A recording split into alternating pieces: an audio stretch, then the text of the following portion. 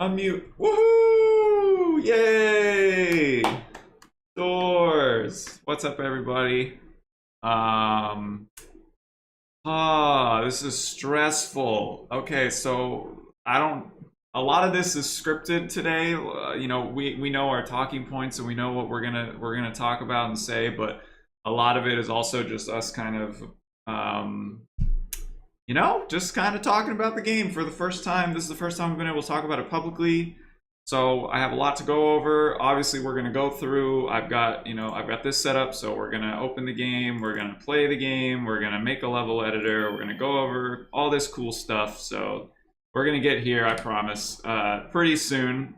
I'm going to show you guys everything that the game has to offer in terms of animating and importing your animations. And Shuri and Hyun are here as well. I just have them deafened so that I can kind of introduce the stream a little bit. But what's the first line of code? That's a great question. I have absolutely no idea. But yeah, Shuri, who has coded the entire game, is here with us as well, and Hyun, who is our babysitter, and the Dojo is producing the game. So the three of us, plus a couple other people, have been working pretty hard, especially the first 6 months of development. We worked real hard. Shuri mostly. It's mostly Shuriken doing all the work. Yeah, let's see. We started this. Also, I know that there's going to be a ton of questions, and a couple of the moderators are going to kind of scoop up the best questions and funnel them to us. But we do have a frequently asked questions page that I'm going to play in a little bit to cover multiplayer and what consoles and all that stuff. How much is it going to be? When is it coming out? Most of those questions, by the way, just so you know, we don't have like definitive answers to. Because a lot of what happens next is dependent on the community and a Kickstarter campaign that we're going to run. We are going to be running this game through Kickstarter and trying to hit a fundraiser goal, because the version that you see today, and I want to make this really clear, the version that you see today is not the game. It is basically, we needed to make sure that we could do it first. So we made a really bare bones prototype just to get all the features and make sure that we could, import animations and make your own levels very easily and all that stuff. The game that we have today is just a proof of concept, and the real game is going to be made again from the ground up, just like the first one was, but like a lot more, efficiently, and we learned a lot on the way. All the animations, I did all these animations for the game, and they're not the greatest animations in the world because we were trying to just get a proof of concept to show to studios. And we wanted to show the proof of concept to the publishing studio so that we could get funding that way. We were not originally going to fund this through Kickstarter, but some things have come up that are kind of forcing us to do it through Kickstarter, which I'm going to explain right now, and then we will get to the fun stuff. I'll bring in Eric and Shuri very soon. But first of all, I need to talk about, before we do anything else, I need to talk about the Doors curse. Okay? Because it's tradition when we do these live streams for, I think since Doors 5, I talk about the Doors curse because it is a very real thing. For those who do not know, every single time I have created a Doors project, whether it be collaboration or video game now, there is a curse and bad things happen. I'm not going to go into details from 1 through 3. Doors 1, 2, and 3, they were just kind of like personal thing. Who cares? No one cares. Blah, blah, blah. Water under the bridge, it's all good. But every time I made one of those, Doors 1, 2, and 3, it was always delayed because something negative happened. It was really bad. Yeah, this is the Doors lore. You guys got to stick around for the lore for just 2 minutes. Just give me 2 minutes. So Doors 4 is where it got really bad. And again, I'm not going to go into detail about Doors 4, but Doors 4 was in 2015, I believe. And it was like that was like my all-time low, and it was so bad that I drove across the country and moved as physically far away as I could from my life, because everything about my life was bad. Like everyone around me, my family, everything, all bad. Just not a good time, right? So Doors 4, I move across the country, finish it on the other side of the country. Big relief. Didn't think I was ever going to do one again. And 5 years later, I'm sitting in the dojo. I'm living with the dojo studio now, and I'm like, okay, I think I'll make Doors 5. What's the worst that could happen, right? What's the worst thing that could happen if I made another one? My life already hit my rock bottom. Nothing bad can happen if I make Doors 5. And so I did. In 2020, I made Doors 5. And I got COVID. Right when it happened. I was like one of the first people to get COVID in America. And I was in the hospital, and people had no idea what was going on. They were like, we don't know why you're so sick. It's not the flu. We don't know what this is. And then later, like a month later, I find out about this whole pandemic thing. My bad. Sorry about that. Sorry about the global pandemic. Probably my fault for Doors 5. So then, right? Okay, now, so then we decide we have the bright idea. After 5 curses, we have the bright idea to make a video game. And, what can go wrong with the video game? Maybe the curse only exists in the collaborations, and the video game's going to be smooth sailing. And to be honest, for a while, it was. It was very smooth sailing. It was great. Everything was going great. And then you find out where the one guy who's coding the video game lives. He lives in Ukraine. And basically the month where we decided that we were going to send the game to publishers, we get a war right where our coder lives. And I need to, before Shuri gets in here and tries to downplay his work on this game, I need to be very clear, okay? I believe firmly that Shuriken is the only person who can actually make this game, and he thinks it too. It's just so specific to him. He's used an engine or a framework for this game. He'll explain it more and better than I can, but he's used a framework, but he has essentially made this from the ground up. It's not like Unity where you open, or like Unity or Unreal Engine or even Game Maker where you open and you have like tools to help you develop. He has developed everything for this game, and like everything for it is all Shuri, and he lives in Ukraine, and he's been obviously stuck there for a while. It's been really rough. He was in the thick of it for a while as well. Like he was not in a far away part in Ukraine. He was in the mud. Okay, so it's been rough. So my bad, Shuriken. Sorry for the war in Ukraine, for the curse. We're not going to do anymore because I actually think the world would get nuked if I made something past this. So this Doors game is probably the ending. But yeah, it's pretty hard to go to a publisher and be like, hey, so we have this cool game. It's never been done before. We have the greatest level editor of all time. Just one little caveat, the only person who could make it is in a war zone. No publisher in their right mind is gonna give us the okay for that game. So we're trying to do it through Kickstarter now. We're trying to expedite the process, go a lot faster. So Kickstarter is going to be the route that we go in order to try to fund the game, so that Shuri and I can work on it full time for about 5 or 6 months. And after that 5 or 6 months, we should have a product that we can give the world. So without further ado, I am going to bring the other 2 big boys in. So here we go. I'm going to undeafen, and you guys can unmute. And yeah. Hey. Woohoo! Hello. You guys got to let me know in chat if their voice levels are okay and everything. I've been trying to work on this, but I haven't streamed in a while. So yes. So here's Hyun. Hi guys. It's nice to talk to you guys again. It's been a while. And Shuri's in here as well. I cannot get the stream. It doesn't work. Oh no. Here, Pluto. Uh-oh. It works. Okay, it works. Okay. Okay. All right. Hello. Hi. I'm Shuri. Man Yep. So himself. I'm just here to babysit, like Pluto said, and moderate the chats, and yeah, just enjoy hanging out with you guys while we navigate through this game together. Ah, And I think Sherry's here to explain some of the technical stuff when we get down to it.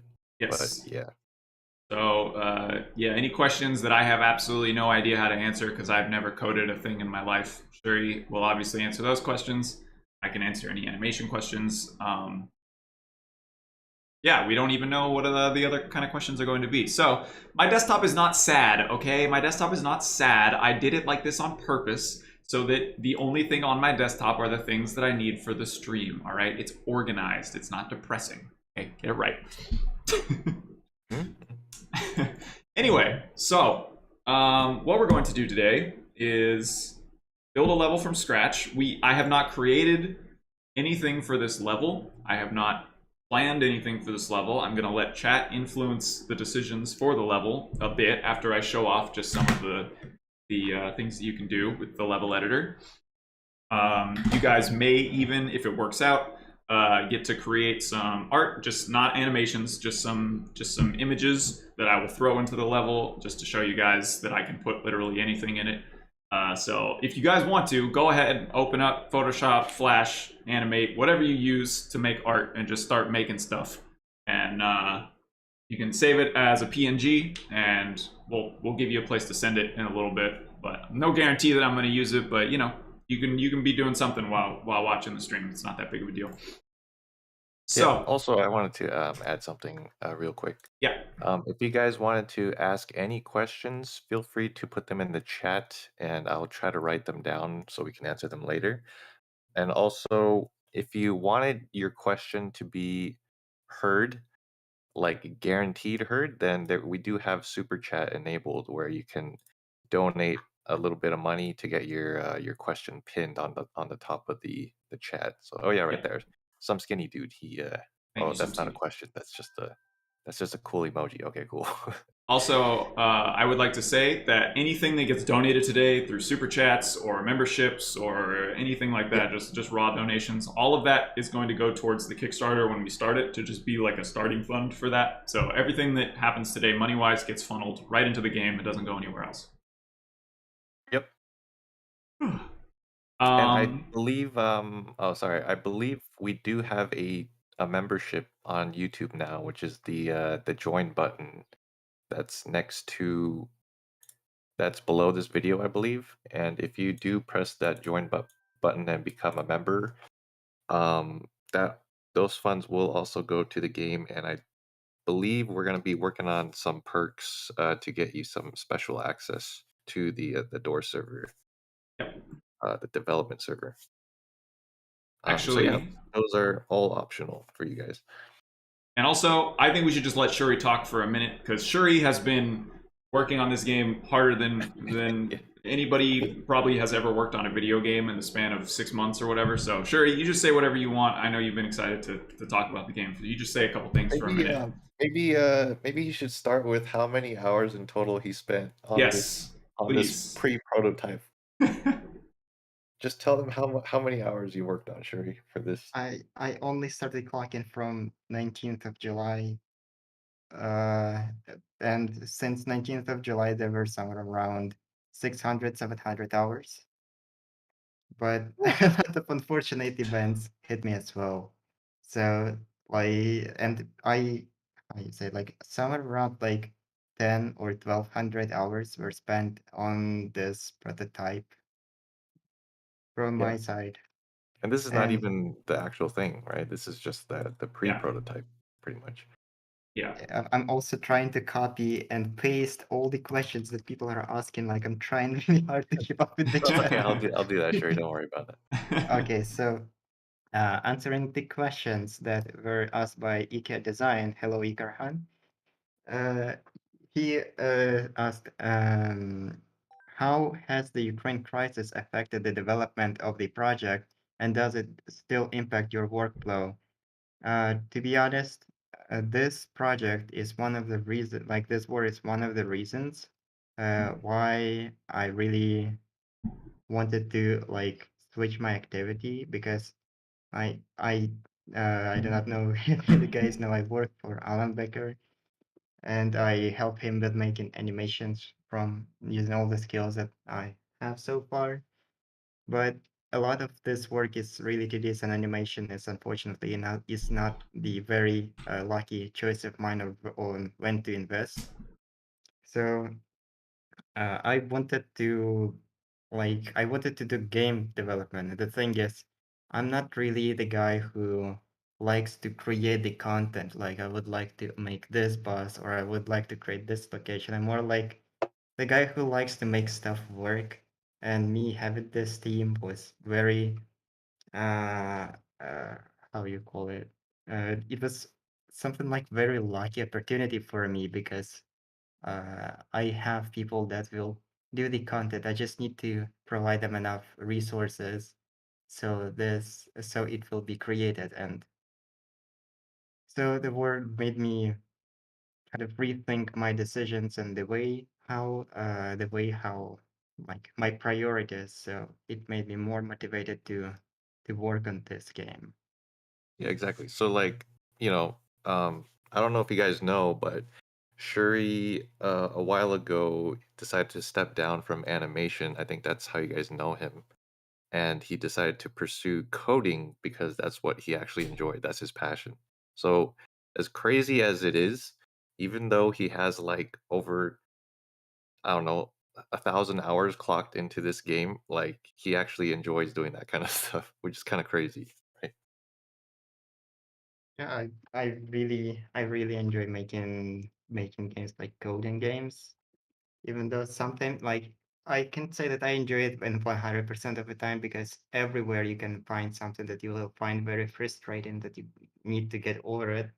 But Yeah. most of the time, especially when I see that like when the uh, when the members of Chance Dojo, when the volunteers were making levels from what I have created, and I've seen a lot of pretty stuff were made on top of what I have created, it made me extremely happy. This is why I really want to work on this game because it makes me happy. Yeah, like so pretty much the reason why we're all here today is because, uh, it's not for money, it's not for notoriety or anything like that. It's all a passion project for us Yeah. uh for doing this, and that's why we're here.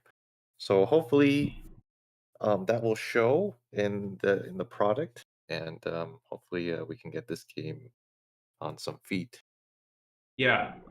The other thing that I would like to state, before we go any further, and I'm going to go over the frequently asked questions after I do this, but for this, I know a lot of people see Kickstarter campaigns and they get really nervous, especially in gaming. There are countless scenarios where games have gone to Kickstarter, get funded hundreds of thousands of dollars, which is way more than we're going to be asking for, and they up and run. Basically, they never show anything. They don't have a product. They just take the money and run. So Kickstarter is kind of like this weird, coin flip when you donate to it. And for us, one, we already have a product. So if you back the Kickstarter, we're already going to give you the alpha version of the game. And yes, it has bugs and it is an incomplete game, but you have full access to the level editor that we've created.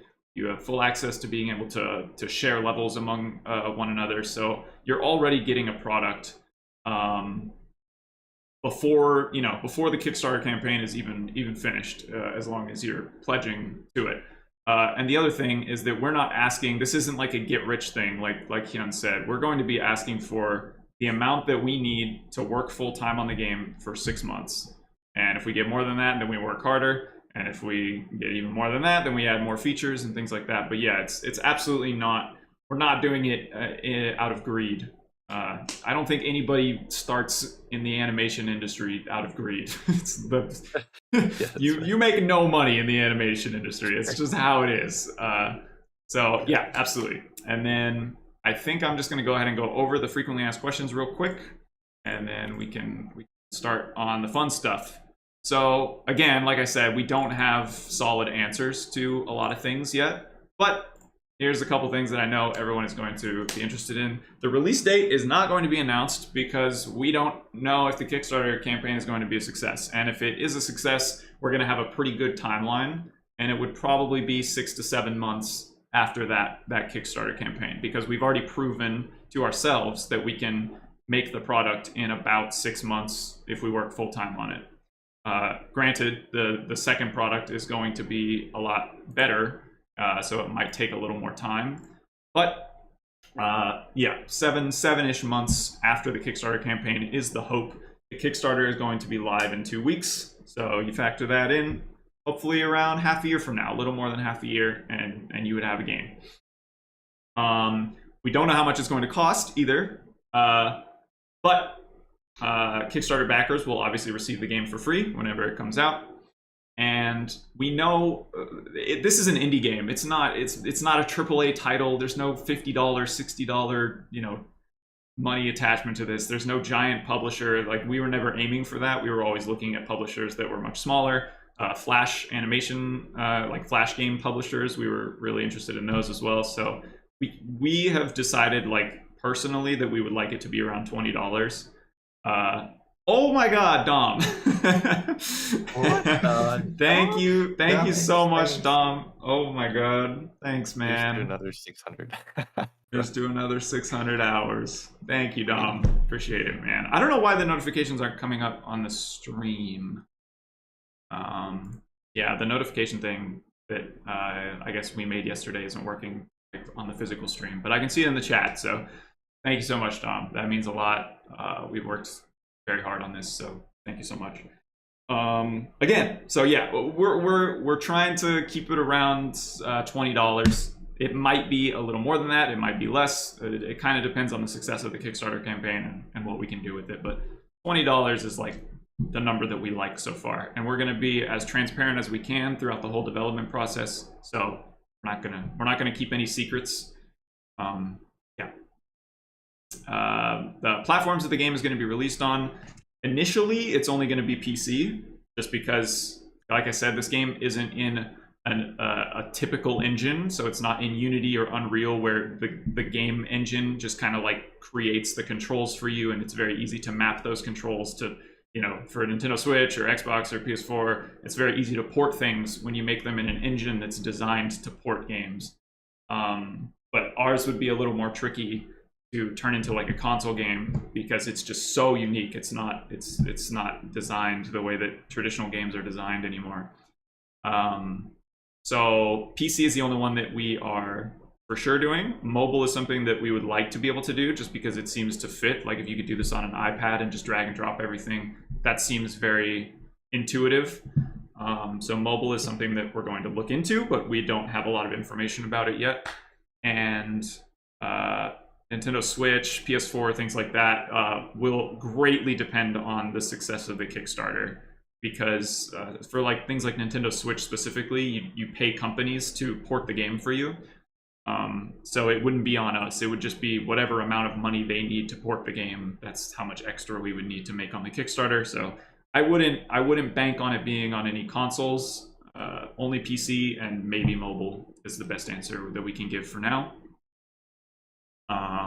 And multiplayer, again, difficult to create when you are not using an engine that just kind of allows you to do it, and you can download plugins and download Unity assets to help you with multiplayer. Again, this game is coded from essentially the ground up. Shuri will talk. He could talk about it for days and days. I've heard him almost do it. So, but yeah, multiplayer is an extremely complicated thing, and there's not going to be any kind of online functionality beyond sharing levels with each other. So you'll be able to upload levels to a site and download any levels you want and easily put them in your game for community mode.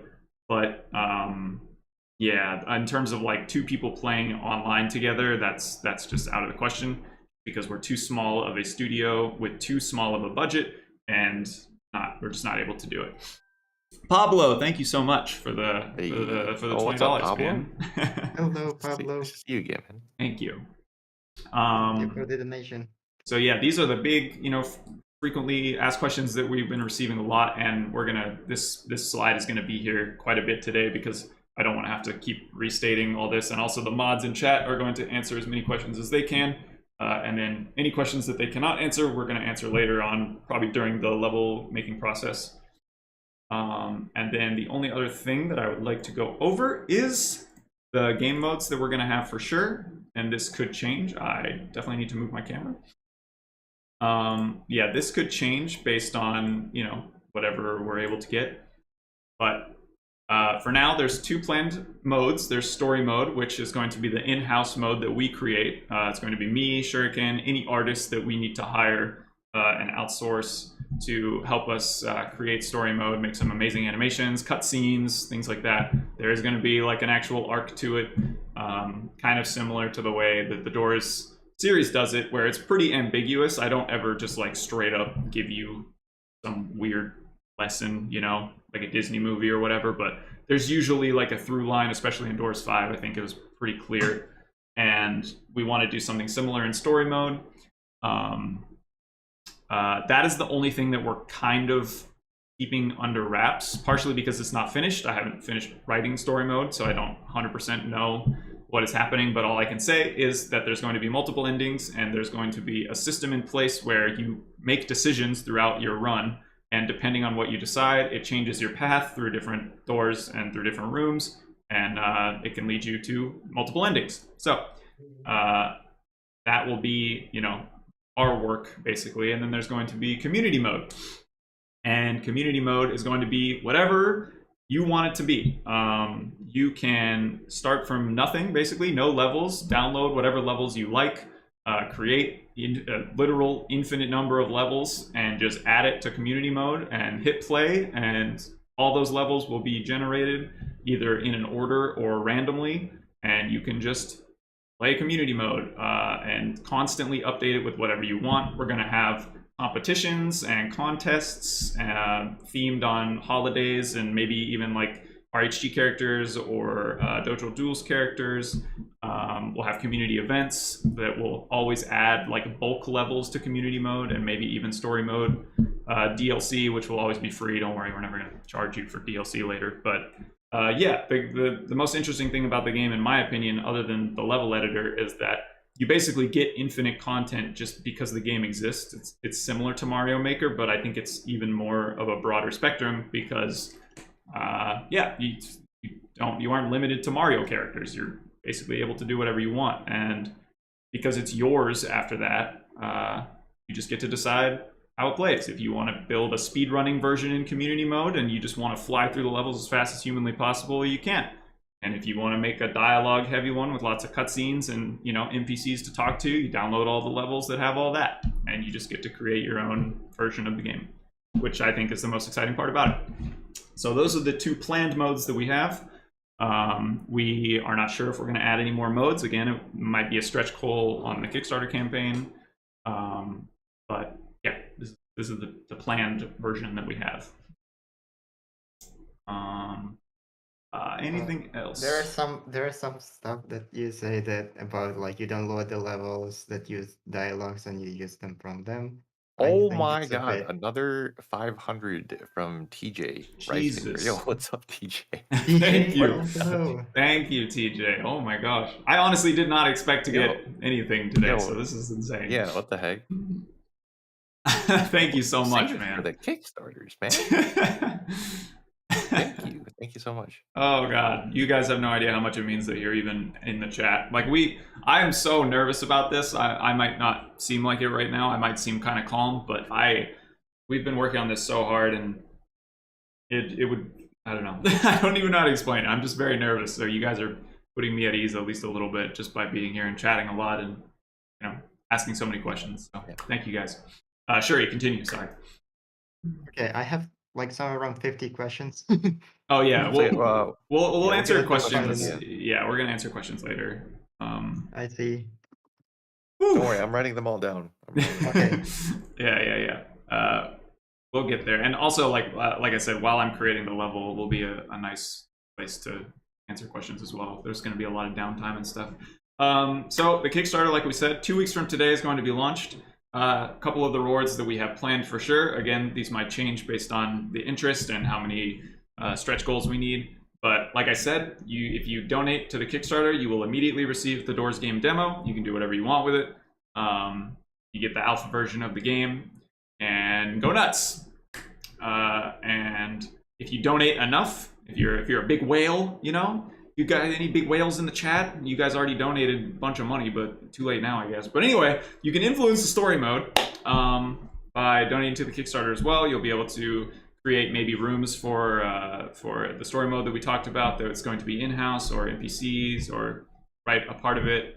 We haven't 100% locked that in yet, but we've got 2 weeks to figure out exactly how these rewards are going to work. That's what we're going to be focusing on a lot in the next 2 weeks, as well as giving you guys as many updates as we can.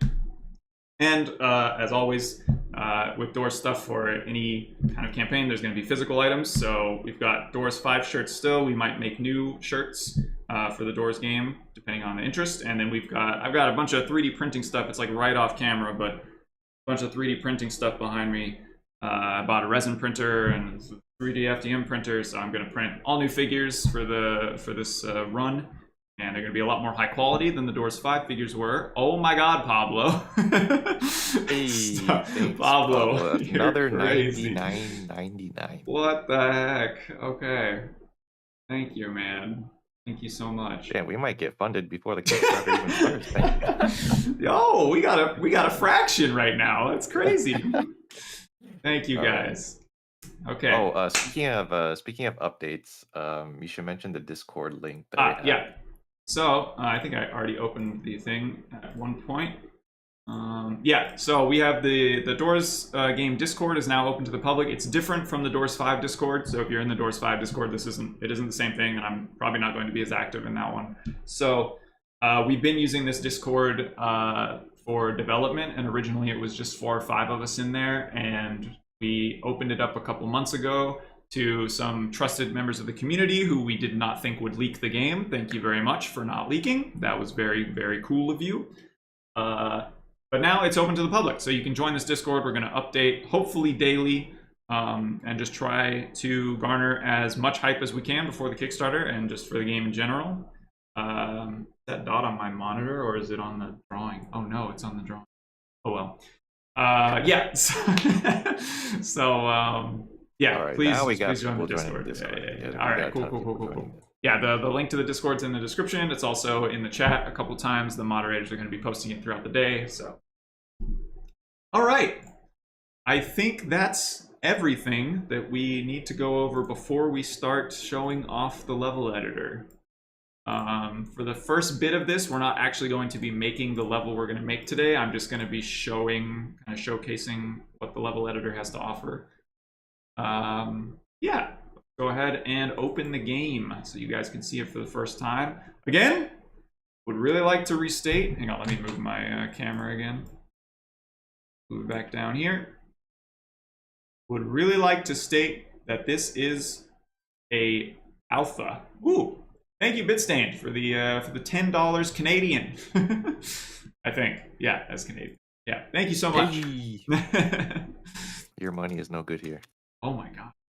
I'm just kidding. Dom's was Canadian too. Is his not good either? Oh, shit. All right. Everyone, honestly, we should all move to Canada. Yeah. So again, yeah, this is a very, very, very alpha version of the game. None of this is going to be final. The game is going to look nothing like this. The animations are going to look nothing like this. But I did just want to show that it is a game. We didn't actually like pre-record and just cheat. This is the game. Yeah, just think of this as like an idea concept. Yeah, we were just gonna the actual game. Yeah, and also like all the movement options and things like that. I had so many movement options planned, and the team had to reel me back in. I basically wanted to make melee. But and to be fair, Shuriken did add dash dancing very quickly into the game, but we took it out. You cannot dash dance anymore. But at the moment, all you can do is left, right, crouch, jump, and there's a dash. And obviously, there should be effects and things like that, smoke effects and blasty effects when you dash, but there is none. We're not there yet. The dash makes you move faster, obviously, but you cannot cancel it. So it's a big commitment if you want to run through levels faster.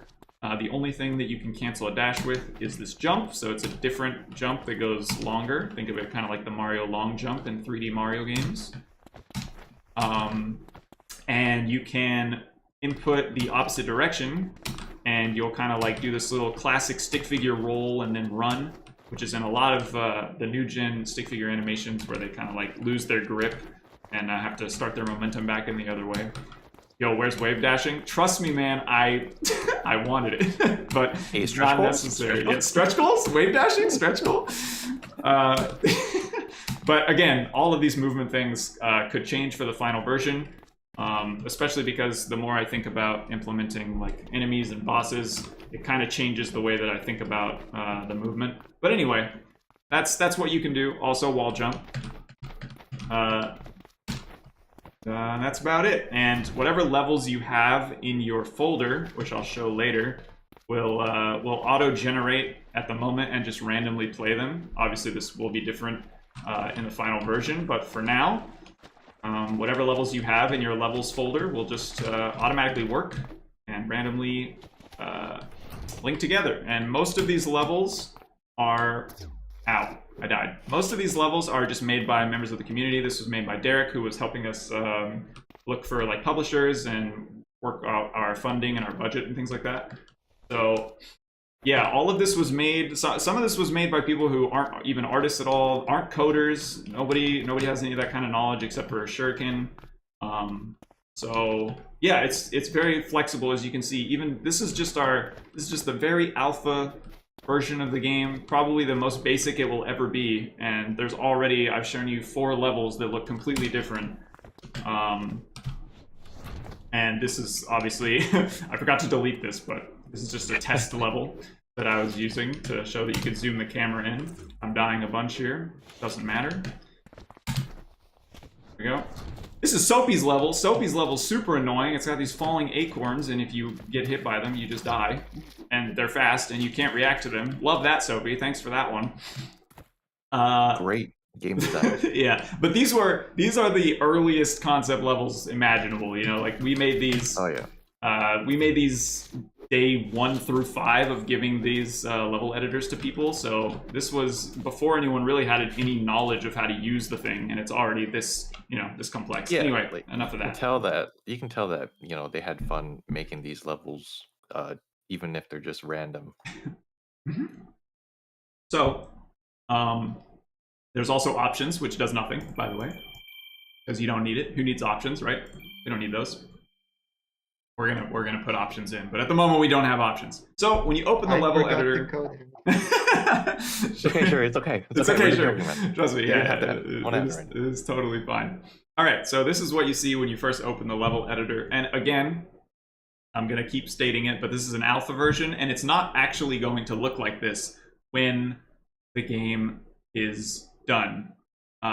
We just wanted to make sure that we could create all of these features and that they were usable. We didn't really worry too much about the visual aesthetics of this. Like, we have this layer system up here that I'll show later, which is going to be hidden for most of the time because you don't need to be thinking about it all the time. There's a lot of design decisions in here that were just out of necessity and not, oh, can we add music? That's a great idea. Hang on one second. Let me add some music. I will add a little bit of lo-fi in the background. Bit of elevator ambiance. Yes. Make sure it's not copyrighted or the stream will end. Yeah, not copyright, not copyright. I don't know how loud this is gonna be. It might be too loud. Second. Yep, a little too loud. Okay. Let me test the level. All right. Hopefully that's good. Doors game or OST? Yes, I will answer that question right now just because it's right in front of me. We'll answer it again later too. But yeah, we are going to have our own music for the game. Everything's going to be original. Yeah. Some of it will be by me, some of it will probably be by other people, but I'm very interested in at least making a couple songs specifically for the game. Not under Among Moons. It will be different. All right, so I just wanted to be able to quickly show that any of the levels that you have, this would be in your community mode. Any of the levels that you have are able to be loaded. I will just load one of Hyun's levels real quick. And you can very easily. Oh no, not this one. Oh, not this one. Okay. We're going back. No, We're that's going fine. back. That's fine. I actually mostly wanted to. I think it's Hyun Mountain. Wanted to be able to show Parallax. Show them one of the pretty ones. Show them one of the pretty ones. So this is the level that Hyun created. He did all the art in Clip Studio, I believe, right? Yeah. So Clip Studio for the art. Obviously, he's got some moving platforms here. He's got the parallax in the background, which is one of the coolest things. I can't wait to show you guys the way this parallax works. Oh, Zeno, thank you so much for the 50. Thank you. Yo, Zeno, thanks, man. Oh, did we miss the 30? Who's the 30? Oh yeah, Ninja Pichu, thank you for the 30 so much. Thank you, Ninja Pichu, for the 30. Sorry we missed that. Yeah, I don't know why the notifications aren't showing up. Wait, let me see if I can fix that. If I refresh this. Check stream elements. There we go. Refresh cache of current page. Then maybe it'll work. Yeah. Let me send some tests. Okay. Oh, anyway. But yeah, any level that you see or you're able to come into using this load level and easily change things. You know, if I ended up not liking this pillar or whatever and I wanted it to be deleted, get rid of them. You can see that the boxes underneath are what actually influence the levels, which I'm going to go over shortly. But yeah, that's how you load any level that you want to mess with. And if you would like to create a new level, you simply click New Level. And here we go. We're finally going to do it. I don't know what to name it. We'll just name it Stream Demo.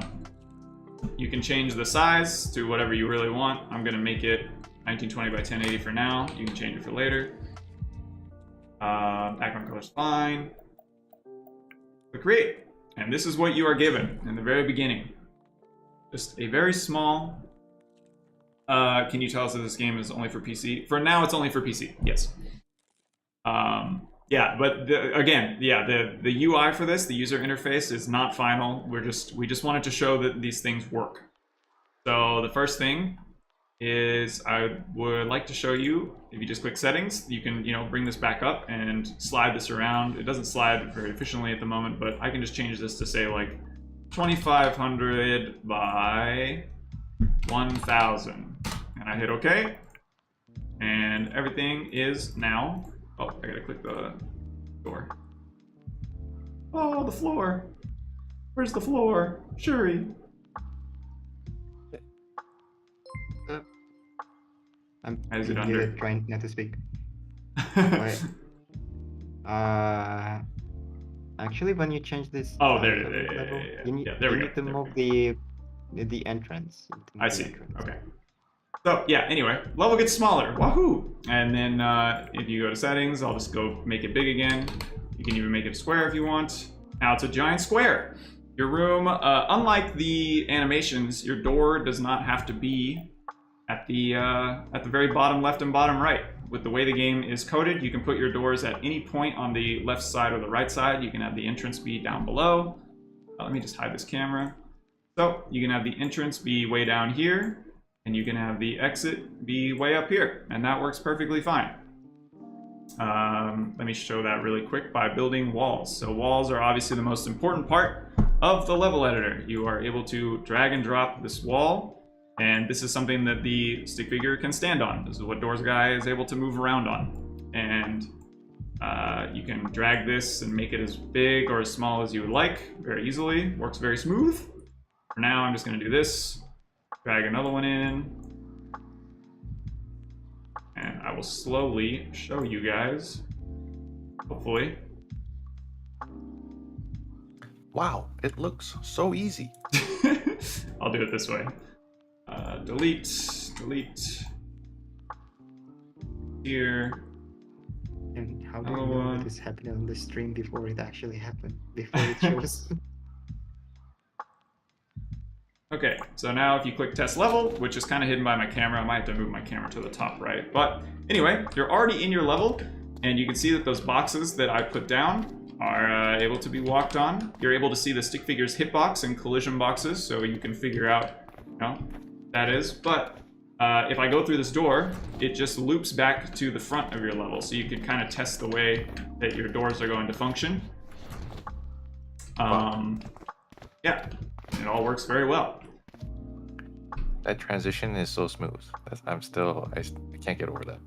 Yeah, the transition is something that's... How long did it take you to code the transition, Shuri? This transition is tiny bit stable because it doesn't contain 2 doors, it only contains 1 door that is like changing it. It may change its representation somewhere around like 1 day. I think I spent like 1 or like 2 days making the transition work properly. Yeah, that's not that much. That's the other thing that I want to talk about with Shuri, is you tell Shuri to make you something and it's just done tomorrow. It's crazy. Oh yeah, that's like insane. most of the features in this game did not take him more than a day to make, which is just wild. Pluto twins. Yeah. What about tweens? That's cubic equation. That's a part of the code that we sent Oh. in the announcement. So let me see, where was I was going to talk about something. Anyway, yeah, so you can see how easy it is to just very easily prototype a level. So if you wanted, you know, a wall that you do this and you test it and then you realize like, I can't get over that wall. It's very easy to just hit escape, go back, you know, drag this down, put this here, and now you know that you can get over it. Thank you, Some Skinny Dude, for the 5. Woohoo! Hey, Some Skinny Dude. Yeah, so very, very easy to prototype your levels and kind of come up with the base idea. And you can make very precise jumps, obviously. So like I said, there's the long jump, which I believe we're definitely gonna have guides for in the final version of the game. You're gonna be able to see just how far stick figure can jump. Wow, I did that perfectly. That's crazy. But we're gonna have guides that show you how far the stick figure can jump with his normal jump and his long jump, so that you don't have to, you know, kind of eyeball this stuff. But yeah, so you could make longer jumps that would be a little more precise. For Little Doors Man, I do not think he can make this jump. Never mind, I lied. He can. Anyway, the point is that it's very easy to test your ideas, right? Okay, so that's just walls. That's just the very first step in creating something. I think the next thing I do want to just get out of the way very quickly is kill zones. So kill zones are bad for you, obviously. You will put these anywhere that you want something to kill you if the stick figure touches it. So now I have this kill zone here. If I go to test level and I hit this kill zone, I am dead. And you restart the level just like that. And it's that easy to just prototype where you want these kind of things. So let's say I wanted the floor to be lava, you know, and I was planning on drawing lava later, and I did something like this. Now, if I walk over the one down there, I die. And if I jump over it, I live. Level complete. You're a gamer. Let's go. All right, so kill zones are the way that you're going to do that. And also, where's the... under settings for... Oh yeah, so show hitboxes. Basically, this is letting us see all of the boxes that we're putting down. But if I remove this and I test the level, the hitboxes for the floor and the stick figure, everything is now invisible, but it's still there. So if I jump down here, I'm still dying to that lava. And if I fly over to the platform that I made, I'm still on that platform. So the way that you do this is you design your level, then you turn off the hitboxes after you've made art for it, so that you're only actually ever seeing the art, which we will obviously show more in detail later. But for now, I'm going to keep the hitboxes on so that you can, you know, actually see what we're doing. Next thing I'm going to go over, I think, is platforms. And again, Shuri and Hyun, feel free to interrupt me at any point if you feel like I'm missing something or I should stay on. Oh yeah, one by the way, subject. Beyond the Rift donated 20. He said, happy to see y'all pushing through and finishing this awesome project. Really illustrates your dedication and care towards the game and community. Can't wait to create and see all the incredible levels people make. Thank you, man. Thank you so much. We appreciate it so much. Will all hitboxes be squares? Yes, for now. They are all squares. But you can stack squares. But you can stack them. Yeah. Yeah, so if you wanted to make something bigger, you know, or something in a different way, you would just drag more kill zones in. You know, it's a very lightweight game, so doing things like this isn't going to going to create problems for the engine or create problems for the game. This is totally fine to do if you want to, you know, design shapes like this, and then all 3 of those will now kill me. It's very easy to prototype like this. Okay, so delete some of these. I am going to move my camera up so that I can, you guys can see the test level button that I keep clicking. Okay. Oh, thank you, Rabonculus, for the 20. Thank you so much. Yo, Rabonculus. Rabonculus? See you soon, Rabonk. Thank you, guys. Okay. Thank you for the 20. So, next thing I'm going to go over, I think, is platforms. So the first thing I'm going to do is I'm going to make a big kill box, and I'm going to drag this over here, so that now, if I test the level, I can no longer make this jump. I cannot just pass this level now by jumping. So, now I'm going to need a platform, and you can turn any wall into a platform very easily by using paths. Now, paths look really complicated in this version of the game. They're not going to look like this, okay? They're going to be very easy to work with. Again, this is just showing that they work. So ignore anything that goes over your head and is like, why did that work like that? Don't worry about it. We're going to fix it.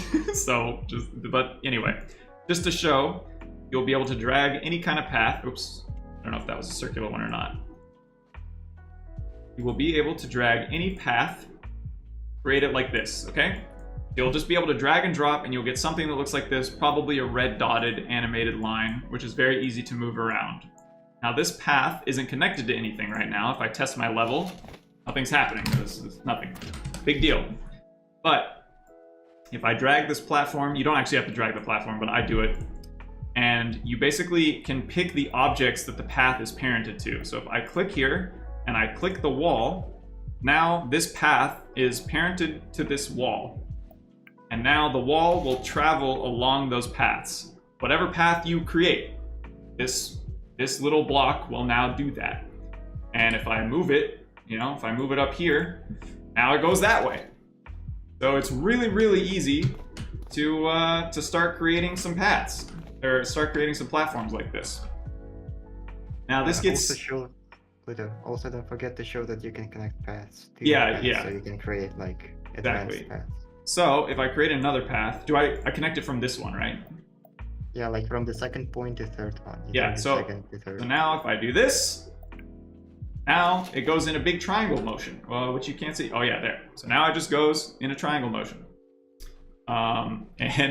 Okay. That's actually insane. And someone just asked, can we do Bezier curves? And that is the beauty. So yes, you can. So see this easing panel down here? You can just decide what curves you have. I personally like this one the most. But we can't. What? Not in the prototype, at least. We can't do Bezier curves. Oh, sorry. Okay, can't do Bezier curves, but we can do curves and easing, which is kind of... Yeah, but actually that's probably a good idea to add, because like actually it's not really that hard to create a Bezier curve moment, since I have already messed with Bezier curves. Okay, Like, cool. Yeah, it's actually a good idea. So you have easing for your platform. So right now it's just going back and forth. It's very static, but if I click this, now the platform moves in a much smoother way, and it's a lot easier to jump on. And it's a lot easier to jump onto now. And then if you want to make this go faster, you can just click duration, make it last only 1 second. So now this animation will only last 1 second. This thing starts zooming, and you got a really crazy fast platform. Or you could set this to be, 5 seconds. And now it goes very slow moving platform. So it's very easy to mess with your paths. And again, you can create circles as well with the, not circles, but loops, I think, right? Oops, no, not that. Connect, does that work? Hey, it does, look at that. So now we'll go in a big triangle. Woohoo! Triangle motion. And some of them have the curve applied and some of them don't, which is why it's going in a slow way. But all right, so now that we have our first little platform here, I guess I should show the circular ones as well. So there will be circular paths, which work very similar. I'm going to delete this path. And if I target this wall, right?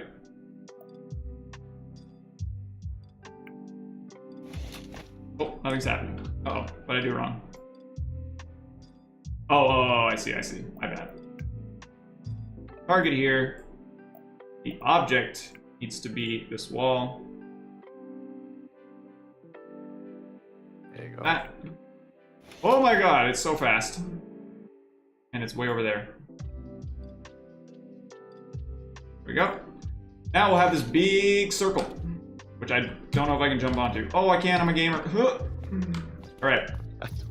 That's another thing that we need to go over, which is that if you get crushed in between two walls, you're dead. There's nothing you can do about this. Unless if you crouch, obviously you can get under some other kind of things, but this is a very good way to make an obstacle. So let me go ahead, put this back like this. We can make an obstacle course collab within the game. Yes, you can. You can do that. I will make another path real quick. Hey, Sifter sent a 200. Oh my mad. god. I don't know what mad is, but the game is a power move against the kids who keep yelling more doors. That's It is a power move. That's exactly what it is. All right, so now if I have this. Thank you, Thank Sifter. you, Sifter. Thank you so much.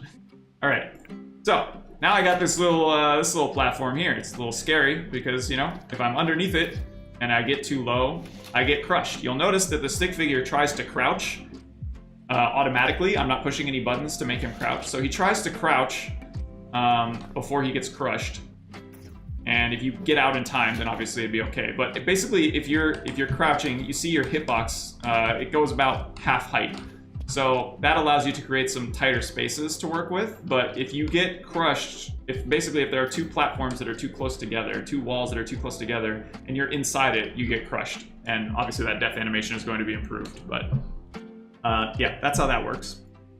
I will go ahead and keep this platform, but just move it like this for now. Okay. So just those like 2 or 3 things that Pluto just showed, you can make so many different types of levels using just those 3 features. Exactly. So I mean, already you have a pretty endless amount of things that you can do. You can create any basic platformer game that you see. I challenge you to go find a mobile platforming game that's more complicated than the things that I just showed you, that you can run and jump and there's hitboxes and there's platforms. We did it. We're done. You can make mobile games now. Woohoo! So, but there's a lot more to go over. So we also have, let's see, what's the next thing that I would like to show? Probably timers. So timers are a way to turn things on and off, essentially. So I'll show it first with a wall. Let's say I have this, and I click this timer, put the click the drop-down menu. So this timer, which I can put anywhere, it doesn't really matter where this thing goes. I'll put it down here, keep all my stuff organized. This timer will activate this wall now, thanks to the eyedropper tool. And it'll stay active for 2 seconds and inactive for 2 seconds. So now when I play the game, this wall is gonna be here for 2 seconds, and then it's not gonna be there for 2 seconds.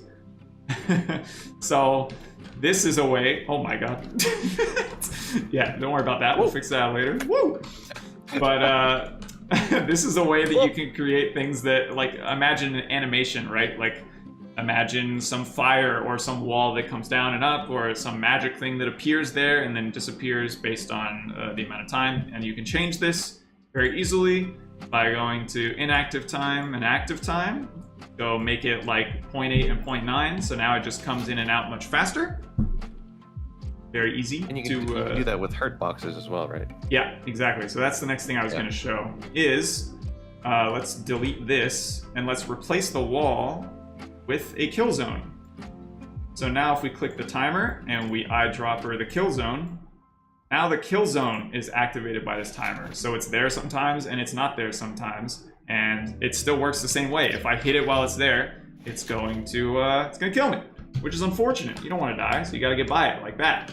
And again, you have to be able to prototype these things and understand that you're going to make art for it and assets for it later. So this could be down here, and there could be a little fire thing here that's blasting up fire, and this hitbox will be invisible, and all you'll see is the fire animation, but it will kill you if you touch it.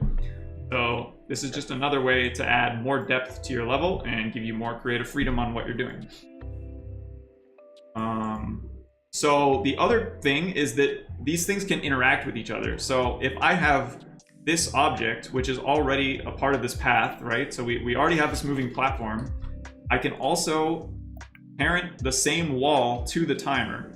So let's say we'll go back to 1.8 seconds and 1.8 seconds. So now this moving platform will be there for 1.8 seconds, disappear for 1.8 seconds, but will still be following the path of the platform.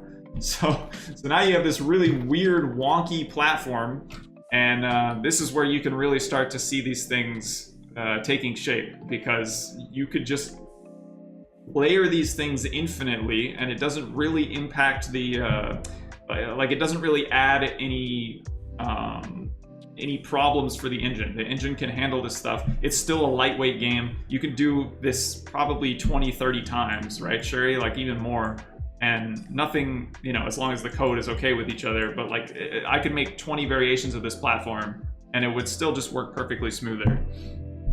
Yeah, so everything's working good so far. We love it. We got our hitboxes, we got our platforms, we got our walls, we have our timers.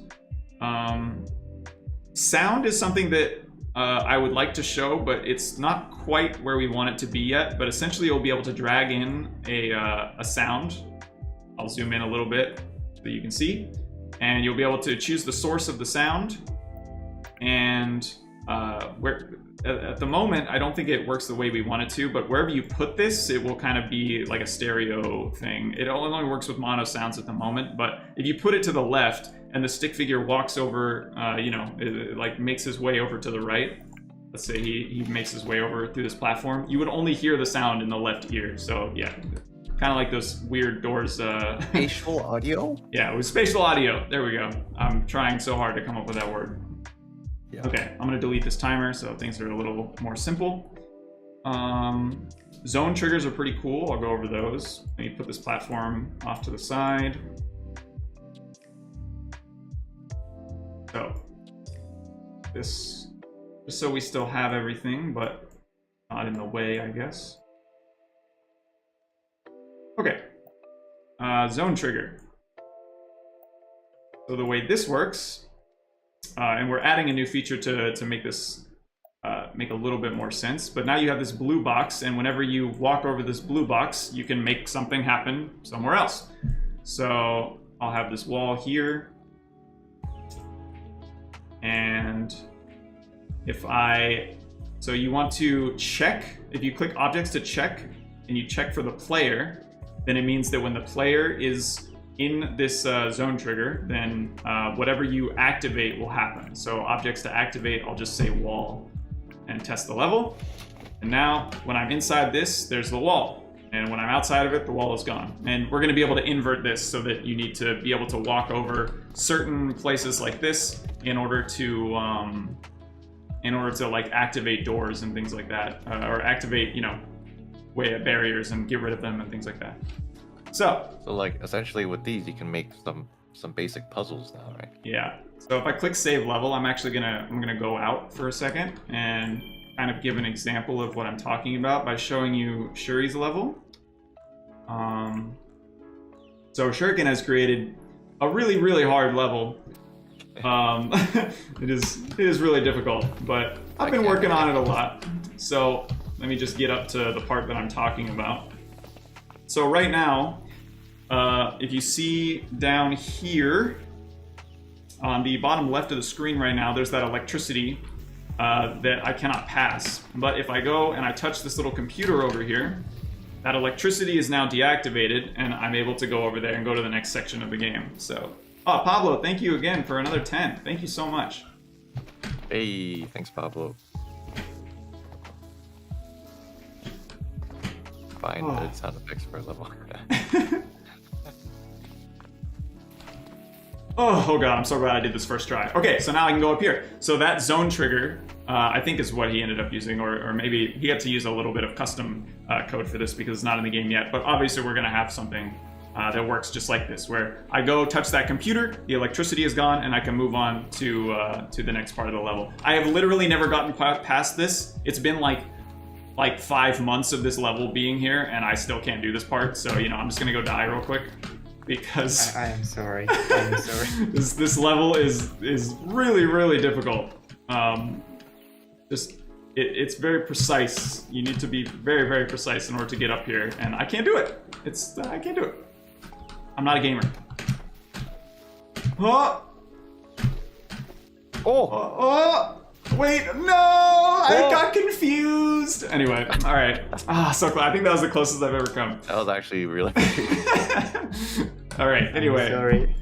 Just wanted to show that off real quick. Let's open back up the level that we are working on, stream demo, and it's here, which is good to show that you can save your level and come back to it, and it's still here. That's always nice. very nice. Okay. Let's see, what else? So we got zone triggers, kill zones. One-time triggers are kind of similar to zone triggers, so I'll replace the zone trigger. Oh no, wait. I need the zone trigger, right? Sorry? But I'm trying to figure out what you want to do. I just want to show off the way one-time trigger works, so I guess... You just pretty much when you edit and something is activated by it, it can only be activated once. Like once it's deactivated, Oh, it doesn't yeah, activate okay. ever again. So if I activate zone trigger and I test the level, so now when I go in that zone, oh, what'd I do wrong? Right. Oh, this is new. Yeah, okay. Objects, check the player. Objects to activate the wall. Okay, so now that there's a one-time trigger applied to the zone trigger, when I do... Oh. Oh. Technical difficulties? It's okay. No, that's... Let me see. Play, and then you should go in. Like, I'm still watching your stream. Nothing happens. Probably you connected the one-time trigger to the wall, so that's why it's not triggered, because it requires all of them to be triggered, I guess. You need to remove the one-time trigger. Oh, that's because you activate zone trigger. It's not activated. It's not checking anything. Oh, So, okay. yeah, guys. This is not a bug. Like you have triggers and you have objects that are triggered by triggers, but these triggers also may be triggered by some other objects, which these objects may be triggered by other objects that can actually make you do the very complicated contraptions. Oh, okay. Objectception. Like you can make something activate the zone. See, it's activated. So Yeah. if you put another zone trigger and make it activate the other zone trigger, you will see that it appears and disappears. I see. Okay. Got it. Like you can make very complicated contraptions with these things and make if, for example, some trigger is not activated, it's not gonna check anything. It's always gonna be disabled. And you trigger paths with zone triggers. Yes, you can. Yes. All right. You can also activate and deactivate the player kill zones, doors. You can even deactivate the entrance door. It has a little effect. You can show it on the stream. So what do I do? You add the zone trigger and you make it check the player and activate the entrance. Okay. Check. Player. Activate entrance. Okay, and then this is something that kind of useless. Oh. Oh my god. It closes the door and opens the door. I didn't even know this was in the game. What the heck? That's insane. What the heck? What? You're a wizard. Okay. Now, this exact thing that I just showed is that's a recurring theme where Shuri has coded something and other people find a way to use it that Shuri didn't even think about, and he just showed me a way to use the game that I had never thought about either. And there's so many versions of that. Like pretty much everyone who has had their hands on it so far has come up with something that we didn't think about before. And I think that's one of the coolest parts of the game, is that it really does feel pretty limitless when you're creating your stuff. So that reminded me of one more thing that I wanted to try to show. And I also needed to show something more about the camera. So with the camera right now, you know, it looks like a pretty normal view, but I can also scale this up if I wanted to and make it so that the camera essentially shows the entire level. So you can also change your field of view, and even to a point of making this really, really difficult just by scaling this camera down. Now you're zoomed in real far. And I can't see anything. I have no idea what's going to happen in front of me. And you can really play with these ideas, maybe if you wanted to make a horror level or something like that, something with a jump scare, where you didn't want people to see what's in front of them. So there's a lot you can do, even before you touch any of the advanced stuff. Just with the camera and a couple walls, there's a lot that you can play with. So let me zoom back out to a normal, let's put it to 1. And now it's back to normal. Okay, now, here, I'm gonna try to show this. I'm not sure if it's gonna work. So if it doesn't work, just know that it will work when we actually do it. So I'm going to create a new path. Real quick. Link them together. Drag in a new wall, I think. Or no, when I did this yesterday, Shuri, did I parent just the camera to the path? Or did I parent the camera to follow a wall? You made the camera, you made it to the path. Like, actually, the path is the one that should move the camera. Okay, so if I go to camera and I select a new target and I target the path, now the camera isn't parented to our main stick figure, I think. Or the game is gonna crash, one of the two. Okay, cool. It did it. So it did it, and now the camera isn't moving, but... I think you need to move it above the path. Oh, right. Okay. Yeah, we have this giant layer system that, again, a lot of these layers and things, this is everything that you put in your level so far. We're gonna make this a lot less complicated when we actually, show a version of the game that we're comfortable with. But right now, we just wanted everything to work. So, oh, still not happening.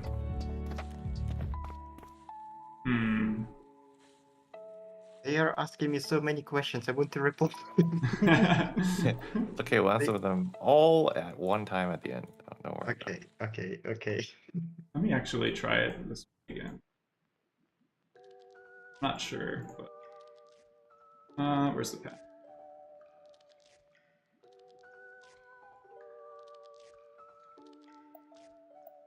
Object here, and make the camera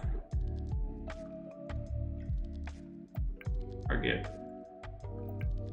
Okay, that crashes the game. Hey, we have our first crash. All right, I had to work pretty hard. To get it to crash, but it crashed. That's okay. We just reopened. Everything's fine. All right. I guess right now actually is a pretty decent time to answer a couple of those questions. I'm gonna go refill my water and also let my dog out to use the bathroom real quick. So while that's happening, I'm just gonna run the downtime stream, and you guys can answer some questions Maybe you can if you'd add like to. one of those pre-made tutorials or something. Oh, like the video? Yeah, well, we're taking a break. Yeah, sure. I can do that. Okay. Give me 1 second. Let's get out of the game. I'll go back to full screen for a second.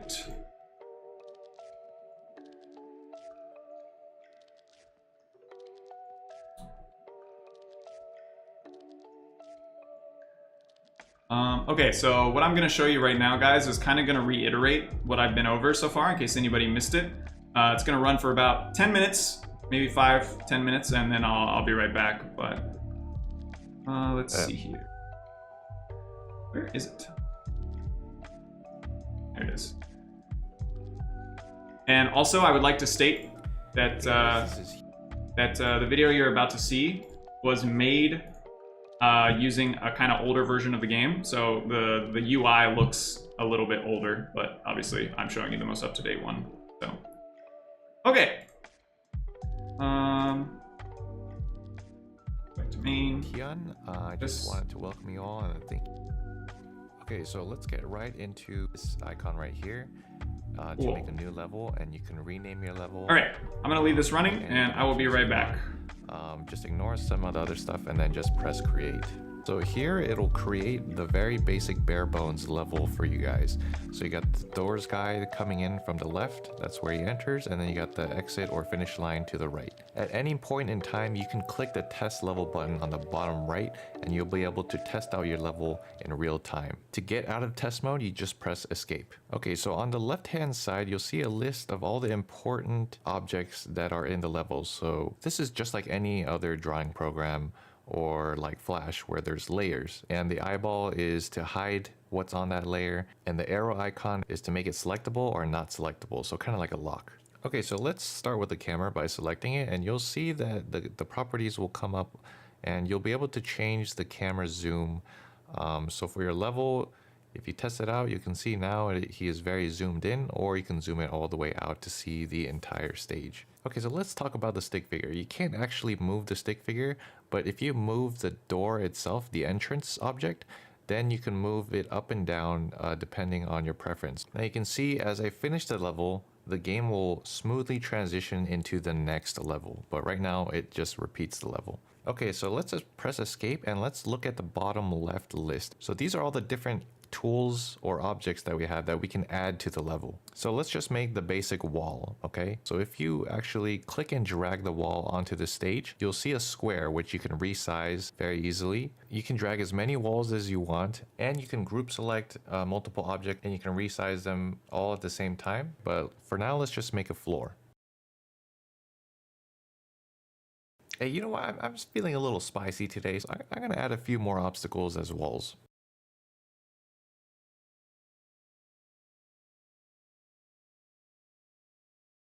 Okay, so now that I'm finished, I'm going to click test level, and you can see now that I have a very basic level here that I can play in real time. All the collisions are working. By the way, for the controls, WASD is for movement, press space to jump. You can press enter to do a boost, and then while you're boosting, you can press jump to do a boosted jump. While you're in the air, if you're against a wall, you can press jump to do a wall jump. Also, if you press down, you'll do a crouching animation. Okay, so let's hit escape to go back, and now let's put in an object called the kill zone. Now this is a red box that you can reshape just like the walls, but if you test the level and if your character runs into it, it will kill that character. It will kill you. Okay, back to the level editor. Okay, this is going to be the coolest part, all right? So now we're going to drag in the object called the image, right? And this is another box, and you'll see that there's a little sad face that says no image. You can resize this just like the walls, just like the kill box, all right? But this is where it gets really interesting, okay? This is the mind-blowing thing about this game. Okay, so we're gonna create a background for this level. So if I have the image selected, I can press the button that says stretch to stage, and this will automatically size this image to your level. Now, once you've done this, you want to click on the button that says create new image, and now you'll be able to name it. So I'm just going to name it background, and I'm going to press create. Okay, so now you'll see that it has created a snapshot of your current level, okay? And the cool thing is now you can use this as a template to make a background in any program that you wish. So I'm going to click on this icon here with the magnifying glass, and if you click this, it'll take you to the folder that has the image. So press assets. Now you'll see the snapshot that you just made, the image that you just made called background, right? Now I can open this with any program that I want. So for this example, I'm just going to use Sprite, but you can use Flash, you can use Clip Studio Paint, Photoshop, anything that you want, as long as it can open this PNG image. So you'll see now that because of this snapshot, I know where everything is going to be on this level. So now I can use this template and just draw directly over it. So I'm just going to color this in with any kind of style that I want. It can be a grassy level. It can be, these can be buildings. These can be metal, like whatever you wish, whatever your creative mind desires, you can draw over this and you'll know that the hitboxes will all line up. As long as you're drawing over the template, right? So I'm just gonna make a quick design here, and it'll even show you the hurt box, right? Remember the kill zone that we made, that red box? So you can make this into any kind of hazard that you want. So for me, I'm just gonna make this some basic spikes for now. So when you're done, you just wanna save over that image that you imported. So directly save over that background.png that we made, and replace that file. Now if you go back to the game, all you need to do is press this refresh button and you'll see boom, and now you can see that everything that I drew is now showing up in the game. So now if I press test level, now my creation has directly been imported into the game within what? Within like 2 minutes, right? It's crazy, dude. It's crazy. Now, as you can see, especially with the spikes, you can see some of that residual template hitbox, but you can actually go to the gear cog and you can uncheck show hitboxes, and then it will hide that for you. So now the only thing that you will see is the design that you made. So the image object is really powerful because you can also use this for decoration purposes too. They don't always need to be a wall or a hitbox. So I'm just going to drag a new image in, and I'm just gonna make like a, let's just make like a rock here just for decoration, right? Press create new image. I'm gonna rename this boulder.png, and when I press create, it's gonna create that snapshot, remember? So now if I go back to that folder and I open it up, now I can draw whatever boulder that I want in any program. So this is, I'm just gonna draw a really basic boulder here, save over that template file. And now when I press the refresh button again, boom, the boulder has now appeared. And if I press test level, you can see that it is not a wall or anything, it's just for decoration, right? So remember, these images are objects in your layers. So you can double click any object here to rename it. So I'm gonna rename this image object as boulder, and I'm gonna move it in front of the player object and see what that does. Whatever is above the player object is going to be in front of him, and whatever is below the player object is going to be behind him. So you can see how flexible and how many different possibilities that this can create by just using 3 of the tools that we have. And of course here, if you press the gear cog, you can always change the dimensions of your level. So if you feel like you're running out of room, you can always increase your dimensions and it will push the right side of the level so you can have more real estate. And again, if you want to adjust the camera, I'm just going to move the camera back to the top layer, and then we're going to shrink it down a little bit. And if you test the level, you can see that it is a more constrained level, so you won't see the entire stage. Okay, so now let's talk about adding a backdrop or background. So I'm going to drag in a new image, and you'll see that there's a little slider called the depth slider. Now this is going to blow your mind because this is amazing. Now if I grab the depth slider and I increase the depth, you'll see that the image gets smaller, but it's not actually getting smaller. It's actually going away from us in 3D space. So now if I move my level, you can see that there is an automatic parallax that shows that this image is now further away from us. So now let's actually click on this drop down and just change this to a boulder PNG, the one that we made earlier. And if you test the level, you can see that this boulder is now clearly, further away from us in the background. Now, if I make the depth slider really, really high, then if you test the level, you can see that it is automatically adjusted and it looks very, very far away from us because it barely moves in 3D space. So now knowing this, let's try to make this boulder into an actual background, right? So I'm going to click that button before that says stretch to stage. So this will automatically size your image so the background will fit in its current depth level, right? So now it has stretched out this image object to where it will perfectly fit within the parallax, and you won't see the edges of it no matter where you go within the level. Okay, so now let's try to make this into a new drawing. So I'm going to click generate new image again. Now we're just going to name this parallax.png. Now it's going to create that snapshot again. So if I click that magnifying glass icon again, you'll see that the image was created. So I'm going to open that up. So well, since I don't need the template, I'm just going to delete it, and I'm just going to make some kind of nice backdrop for this animation. So I'm just going to make these mountains really quick.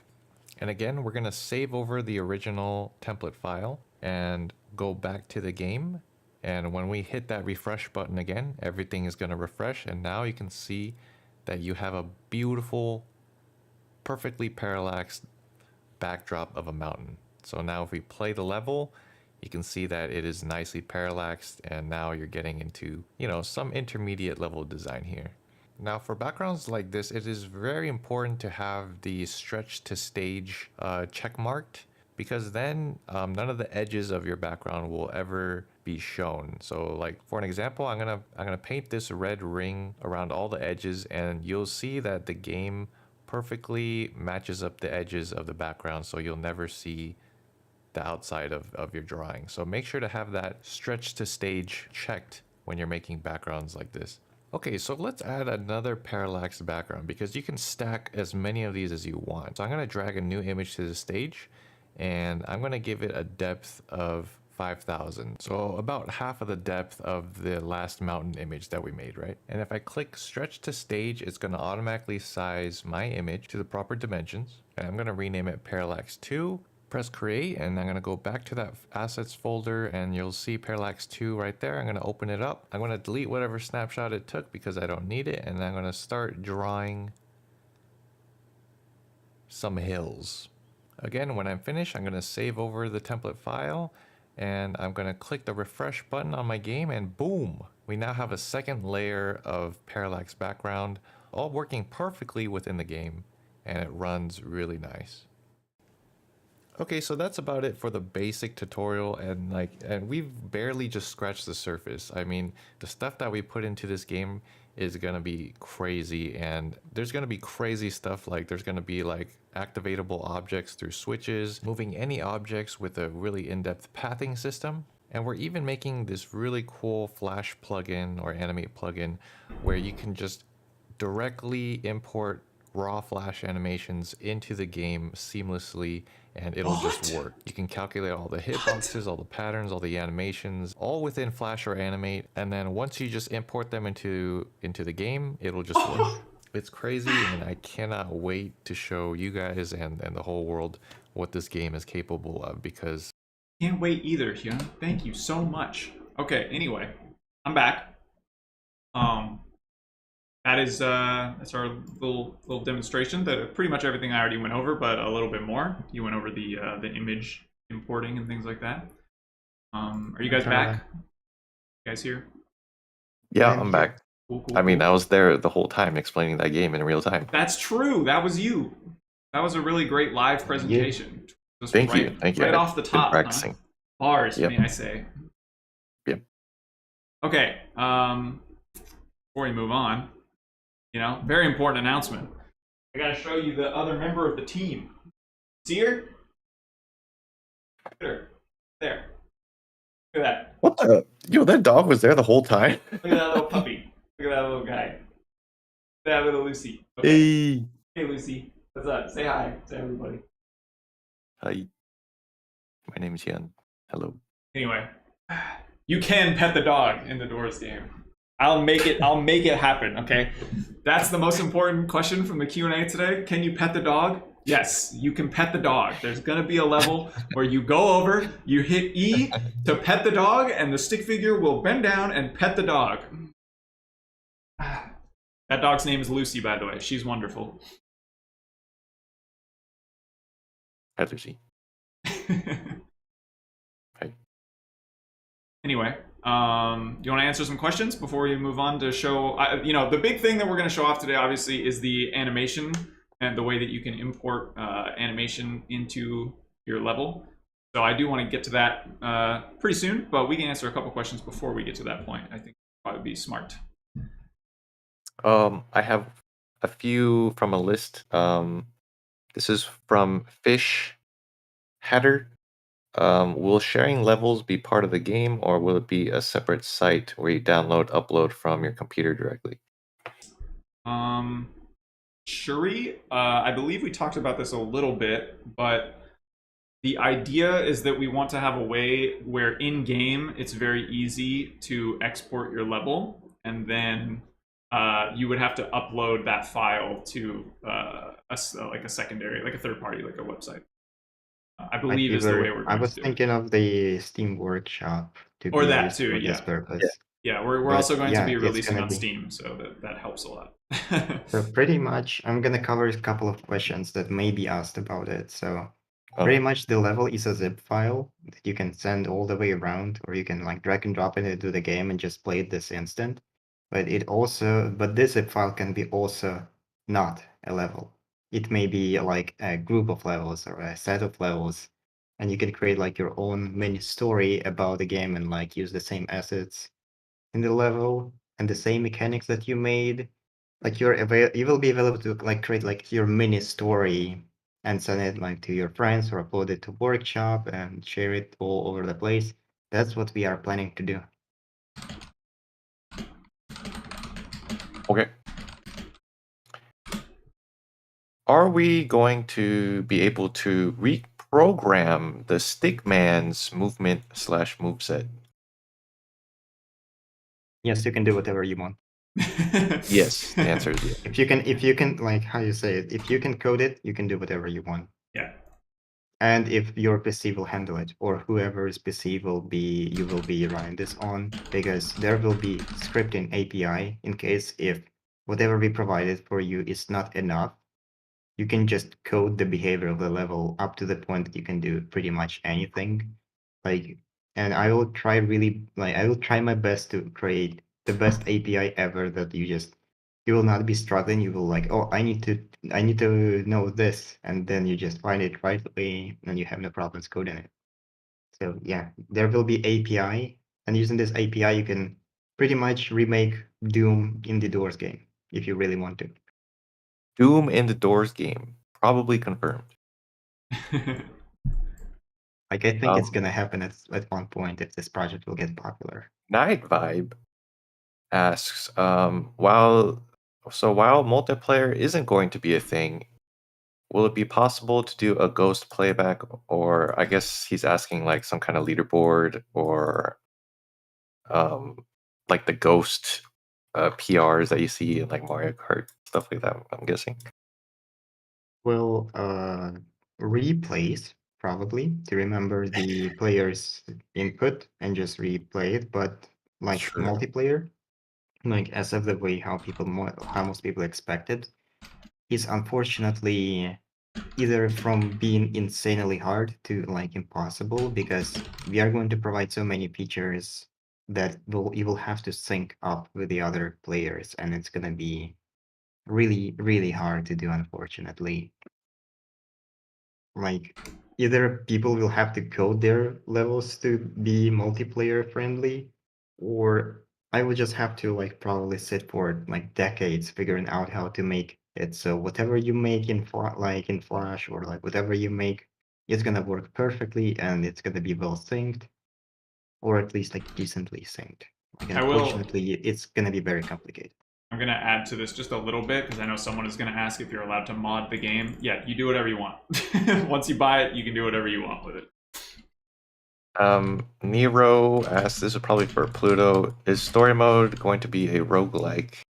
So that's what I originally kind of thought that it would be, but the more that we talked about it, the more I realized I think it makes more sense just to have it be a playing experience, and you don't really get reset all that much. There's not like lives or anything like that because some of the levels are going to be difficult to figure out, and if you die 800 times at a level but you have to replay 10 levels before that to get to that point, it gets a little frustrating, and not in the kind of frustrating like Enter the Gungeon where you're meant to restart over and over and over. In story mode, you're meant to make it through the story, so it's probably going to play more like just a traditional platformer where there will be like certain checkpoints, and then if you die, then you maybe go back a couple levels at most. But honestly, it's meant more to be like what it says it is, a story mode. So I do not think it will be a roguelike.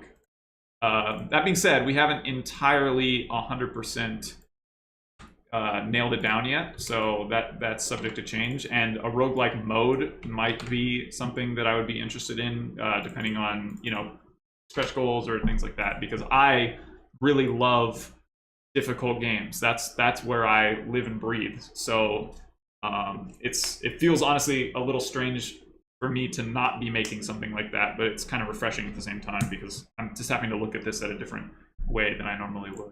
But no, at the moment, not a roguelike. Lopsy asks, will there be attack options, items, weapons to kill monsters, or will it just be platforming? So we, I think I'll start, and then Sherry, correct me if I'm wrong. But in story mode, we decided that there's going to be obviously bosses and things like that, and during those rooms, you'll have more to do than you would in normal levels. So that the bosses will be more interactable, and you might even be able to fight those bosses, or to some extent. But in terms of like community mode and being able to add your own moves and stuff, I'm not sure. I'd have to let Shuri answer that. Okay, so about the items, that's one of the things that I was thinking about. Like, you will be able to have an item. It's gonna be like a whole system for items that uh, you will just pick up, like you draw the item that you wanted, and it's gonna, when you hit it, when you like reach it, collide with it, it's gonna like start following your character as like an indication that he has it, and then you can either check if the player has this item. For example, you need to go to one place to get the key, so you get it, and it like kind of follows you. And then when you reach the door that requires this key, it just being used and disappears. Something like this. I was thinking about it. Like it's pretty much doable, and adding some, you know, like trigger objects, or like the one that you've seen that check, like if the player is here or not. There also can be some that will check if you have a certain item, and then activate something else in case if you do, or if you don't have this item. Cool. Let's see. Glopsy asked, will there be attack options? Oh, sorry. Oh, you just deleted the one I was gonna. The meme artist's personal channel asks, can you make custom cutscenes? Already, yes. Yes, the short answer is yes. Already, you can. yes. Already, yes. You can already do it. We'll try to show it off later today. Like even in the prototype, it is still very, very possible. Okay, so I can go through some that are some of the 50 that I saved. So Kichan Arts asked, what coding language are you going to use? I'm gonna use it more globally. So the prototype is being made on using the Love framework. It is also called Love 2D because, you know, well, it's a pretty much common word, and it uses the it uses Lua scripting language. And it is basically one of the best decisions for this game because it's very easy to use, and yet it gives us this freedom to create all, you know, all this stuff, all these custom stuff around our game. Beside that, in case if I really, really want to go into optimization, I can also be writing on C, like some libraries to speed the game up to make it run smoother. What should I put here? Love or Lua? Hmm? Or what coding language? Yeah, what coding language? Is it just Love Lua? Or... I mean, it is being asked, and you told that I should ask the technical question. So yeah. No, a lot of people ask that. No, I'm making a sheet. So what should I put as the official answer of what coding language is? Okay. Also, Kenneth Fodder asked, what are the system or mechanics you like the most, or think that are most interesting? The one that Love. we Just put love. Okay. Pluto's trying to write down your answer. Yeah. Oh, okay. He doesn't know what to write, so. Yeah, that's all I was asking. So the mechanics or like system, definitely doorways, nothing else. This is the most important and crucial part of this game, and we did not even tell you about this yet. Like we were showing you all of this, and we just hit like the best part for the last. And I believe Pluto is going to just straight ahead strangle. Like he's just going to go to Ukraine to strangle me if I'm gonna say anything about it right now. So I'm just gonna be quiet. But my answer is doorways. Yeah. I just want to interrupt real quick because Leisure's donated $2 to ask, are you going to be hiding Easter eggs in some levels? And yes, there will absolutely be Easter eggs that harken back to old Doors parts, as well as just secrets in the game as in general. So yeah, thank you so much for the $2, Leisure. Thank you.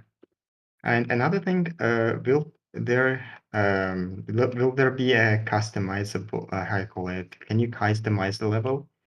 You can customize absolutely everything. You can customize the model. Like I'm covering a lot of questions at once. You can customize the model. You can customize the door textures. You can customize the animations, the sound effects. You can customize absolutely everything. You can replace the entire level with your own assets. And as I said before, there's gonna be the API, so you can make your own moving logic. You can make the character do some attacks, but most likely I think we should keep the amount of buttons minimum. So most likely we'll have to deal with one action and dash buttons and the controls, like left, right, jump, dash, and action. That's pretty much it. Just to don't overload the player with a lot of input. I think it's not a very good decision to do that. Okay. I think that's enough for now. That's like 10 questions or something overall. So it was actually less than 5. No, altogether. We did 1, 2, 3, 4, 5, 6, 7, 8, 9, 10. I believe our mods have been answering questions in the chat as well. So yeah. So we will definitely answer more questions, especially at the end. But I would like to get to what I believe is the most exciting thing in the game. So I'm going to go back to the level editor. First, I'm going to on my music again. Over, I guess. All right, so back to the level editor. Going to open the level that we were working on, which was stream demo, and maybe clean this up a little bit. We don't need this path anymore.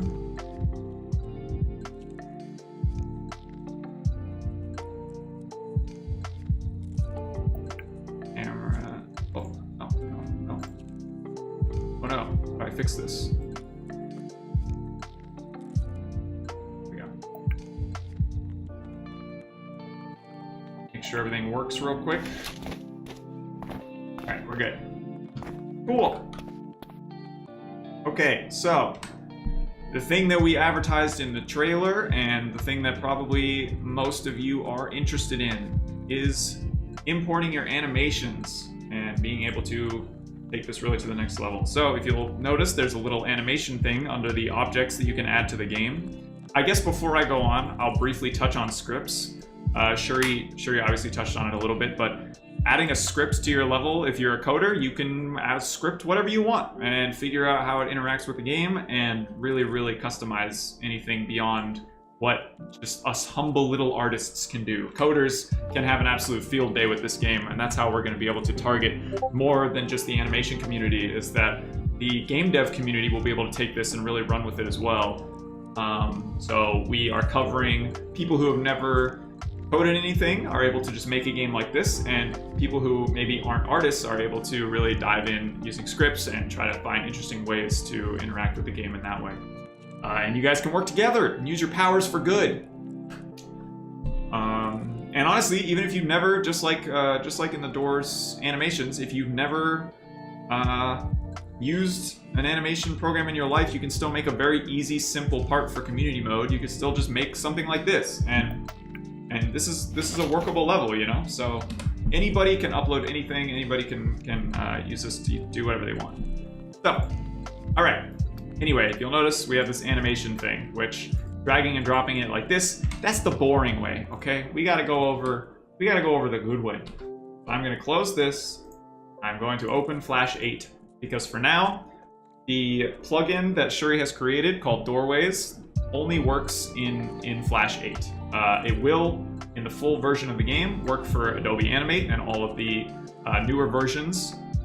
We just created it in Flash 8 first for our prototype because it was the easiest to get done quickly. So I'm going to minimize this a little bit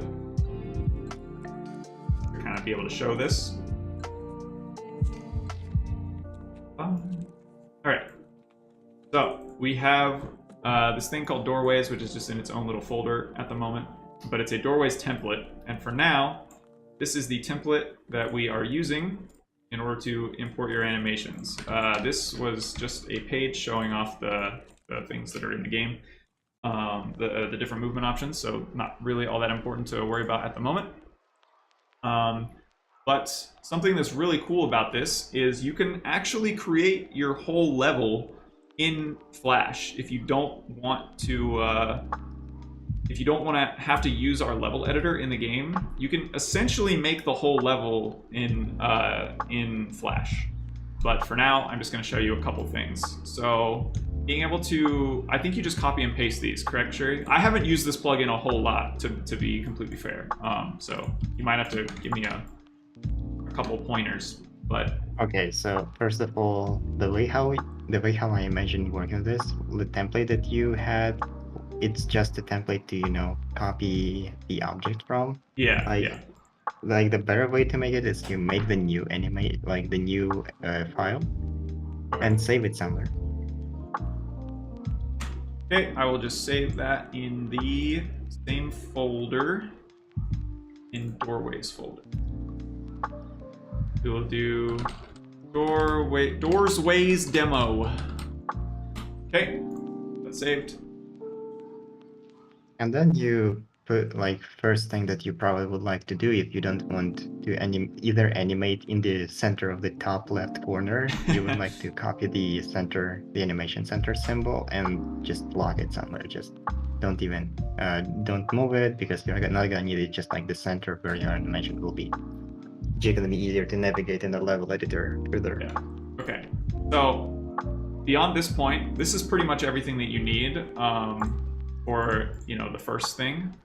So I'm just going to show this really quickly. I need to have this on the whole time, right? Like this needs to be a layer for the entire. Yeah. Just Okay. yeah. All right. So I'm just going to show this as quickly as humanly possible, just so that I can show you how easy it is, and then we'll come back and we'll do some more intricate stuff. But basically, if I make an animation, okay, I will write F6. Oh my gosh, does F6 not? Oh, that's weird that doesn't work the same way. Anyway, okay. Oh my god, bad word. Nobody look. Okay. Saved. All right, it is saved. It's no longer a bad word. I have this animation, right? Wow, wow, wow. What an incredible animation. I will make one blank frame. All right, now if I wanted this animation in my game, all I have to do is run the Doorways plugin, which once you connect it to Flash 8, it's very easy to find. You just go to Commands, Doorways. It runs and does some crazy magic that I don't understand and that only Shuriken understands.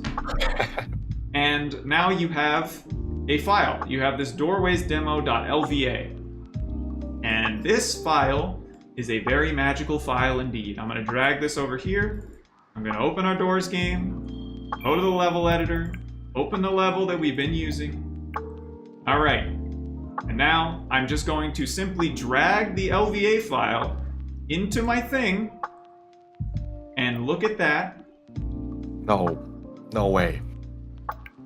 There is now an animation in the game. It is that easy to just drag and drop whatever animation you make into your level.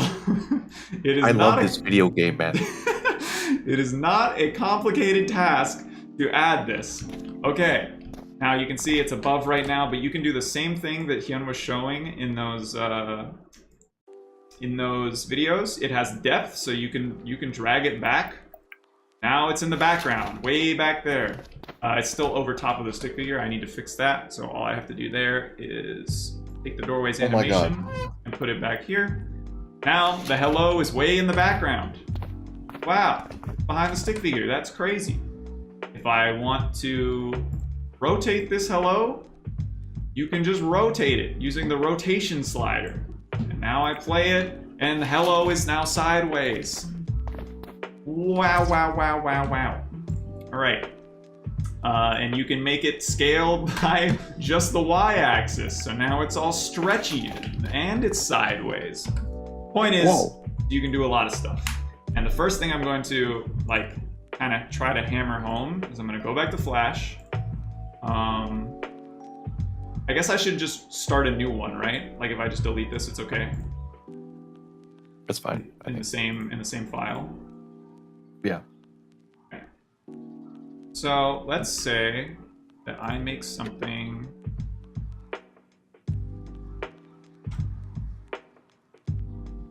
like this, right?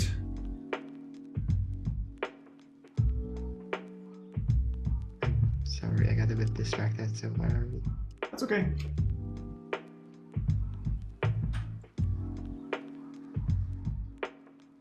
All right. You got this, right? Dangerous fire. Oh no. Oh my goodness. What are we gonna do about this? Oh. It's 3 frames? Oh, it is. That's where my problem is. All right. This weird double frame thing. By the way, anything that you change the frame rate to in Animate, the frame rate will change when you drop it into the game. So you can make the frame rate whatever you want by changing your document properties. So I'm gonna make this 24. Now it's double frame to be 12. Anyway, this is kind of a wonky looking thing, right? Now, if I wanted this to be a bad thing that you don't want to touch, I can just simply grab the, is it the directional one? I think it's the directional one that's the fun one. Yes. Yes. So, click this, I'm going to copy it, and I'm going to bring it over to my animation. Now I have this big box that I can, I can just copy and make as many as I want. So what I'm going to do is I'll just do this real quick. I can stretch these, I believe. That's totally fine. So I'll kind of make something that resembles whatever my object looks like. This one's pretty close already, honestly. Doesn't need all that much work.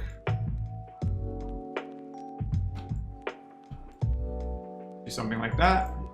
Do it for the next frame. Which is here. We'll just do one box for this one.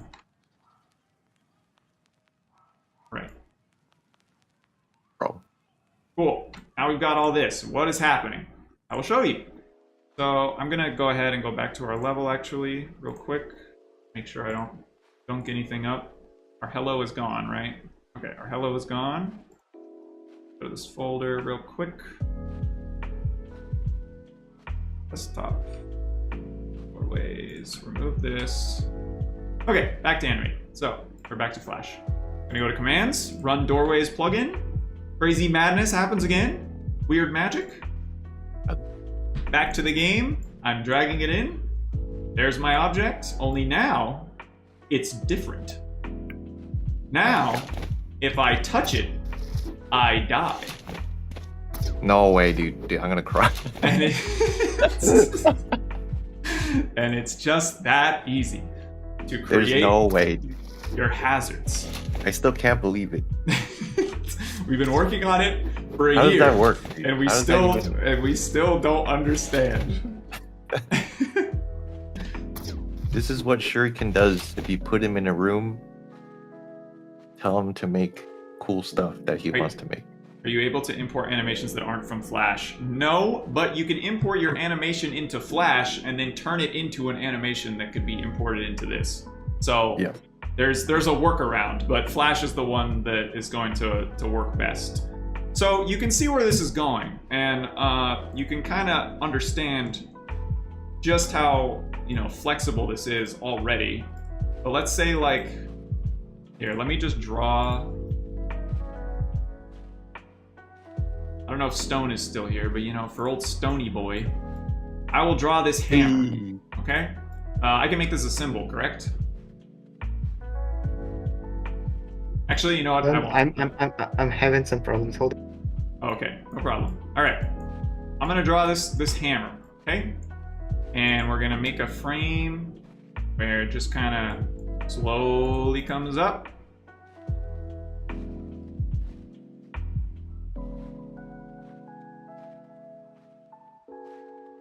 Amazing, amazing.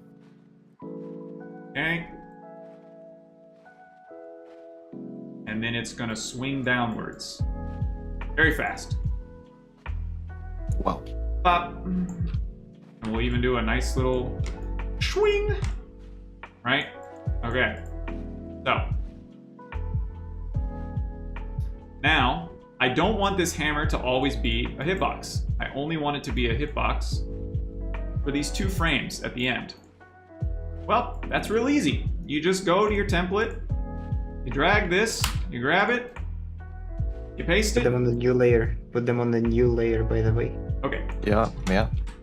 Oh yeah, it is. It's on a new layer. Okay. All right, there's our hitbox. Well, bam. Here, we'll even make it kind of follow this Boom. trajectory. Okay. Wow. Amazing. Let me go back to the game real quick. Move this guy, just because I don't want any complications with the naming. There's no way this actually works. All right. Commands. Run doorways. Magic, magic that I don't understand, and it's over.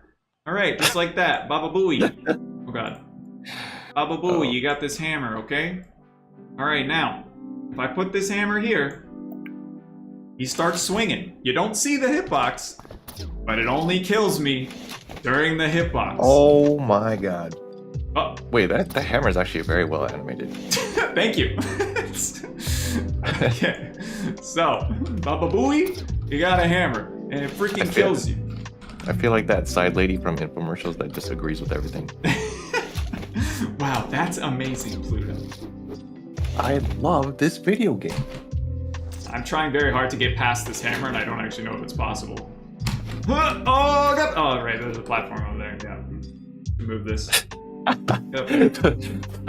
Put this here. Okay. Oh, Yeah, man. so, you know, now you got this crazy looking hammer that only swings on 1 frame. I don't know why. Oh, it's because I'm outside of it. I see what's happening. Anyway, there's a couple kinks that we got to work out, but that is crazy that this works. I don't know if you guys know how hard it is to put an enemy and a hitbox in a video game, but it's not this easy, okay? It takes like weeks to get an NPC or something like that to be animated the way you want, and then the swing the way you want, and then the hitbox to interact with the character the way you want. And I did it in a minute. It's done. In 1 minute. That's all it took. And the other thing you can do is, if you don't want to really be able to walk past this, right? I can just freaking drag a wall here. Okay? Because again, these walls won't be visible in the end. So let me go ahead and hide my hitboxes. So now that the hitboxes are gone, now I can't walk past the hammer. It's like now an object that's actually in my way, and it's swinging and it's killing me. Hang on, let me move this. And also, by the way, you can start your animation. Your animation doesn't have to start on frame 1. You can start it on whatever frame you want. I can start it at frame 10, and then I click play, and it starts at frame 10 now. It doesn't change anything. So yeah, now I can't walk past the hammer, and the hammer kills me. Also, I believe you can even add walls in Flash as Yes. well. Okay, so that is the next thing that I wanted to show. And to do that, I'm going to delete everything that we have, except for maybe this platform. Go and delete my doorways LVA. So what is the size of this room? So my room is 2500 by 2000. So I'm going to go back to animate, delete all this. Don't need it anymore. Goodbye, hammer. You've been good to me, but goodbye. And I'm going to change the document properties, make it 2500 by 2000. Now this canvas is the same size as our room. Definitely going to move my center. somewhere Oh, around by there. the way, Pluto, Yes. you can, by the way, just reminding you that you can only make images that are not bigger than 2048 on 2048. Oh, That do not exceed 2048 on each of the axes. Got it. But you can stretch. You can stretch the level, so it's gonna be. Okay. So you'll see that we have these things up here that are called concrete, wood, leaves, metal, dirt, blah blah blah. So I'm just gonna grab all of these. Do these need to be on separate layers, Shuri? Actions and animation always should be on the different layers. Okay, but if I'm just making floors and stuff, it's okay for it to be on the same layer? I mean, like whatever you draw and whatever is interacts with the game, it needs to be on the separate layers. Okay. Oh, you can put them all on the same layer, the different materials, yeah. Okay. So I'm just gonna grab these. They're all here now. I only need one frame, I guess, huh?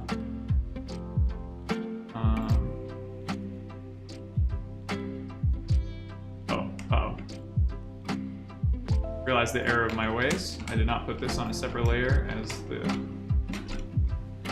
Okay. Commands, doorways. Just showing this off. I think it's important. Oh no, where is it? Wait, where are they? Did I do something wrong?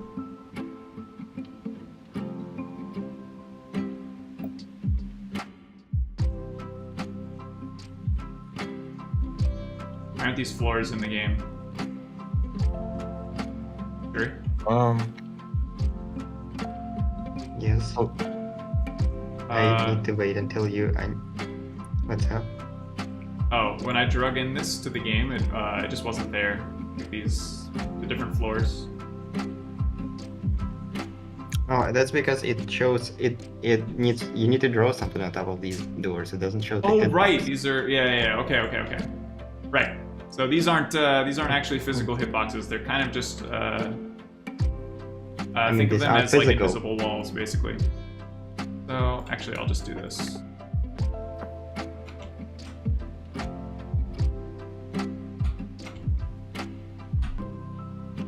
There we go. I think this will work.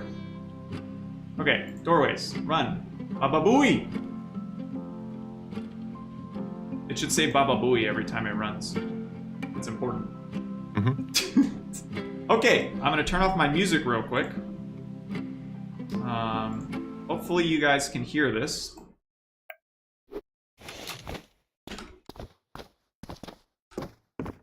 This sounds like wood. This sounds like grass. Oh my god. This sounds like I'm something crying, else. dude. I'm actually crying. This sounds like something else. This sounds like dirt. This sounds like water. All right, so we have these custom sounds in the game and the different grounds that you can use, but you can make your own. You can add any sound you want to this kind of thing, and wherever you drag your levels to make them like this, it will just work out, which is pretty crazy. So let's say I wanted to make a water one. I can simply drag this all the way across, right? And let's draw some water on top of it.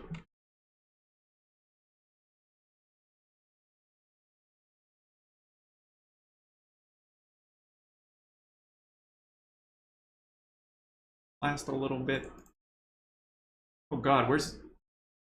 I haven't used Flash 8 in so long. Now again, doing this kind of thing in a game, even in a game where you're allowed to customize things, this does not exist, okay? You can't, in any other game, just import your own animations this easily, or even at all, as far as I know. You just can't do this. This doesn't exist. So the fact that Shuri was able to do this at all is absurd. And the fact that it works so seamlessly makes it even crazier. Back to our game real quick. Got deleted. Delete this, and you can stack these. I mean, you can do anything you want with these. So Control. Oops, sorry. Commands, doorways. Uh-oh. Oh, it's exceeding the boundaries, I guess.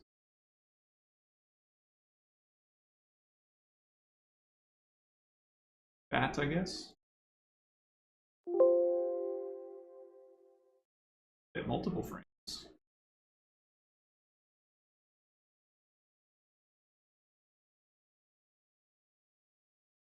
What? Why is it not editing multiple frames? Well, that's not what that is. There it is.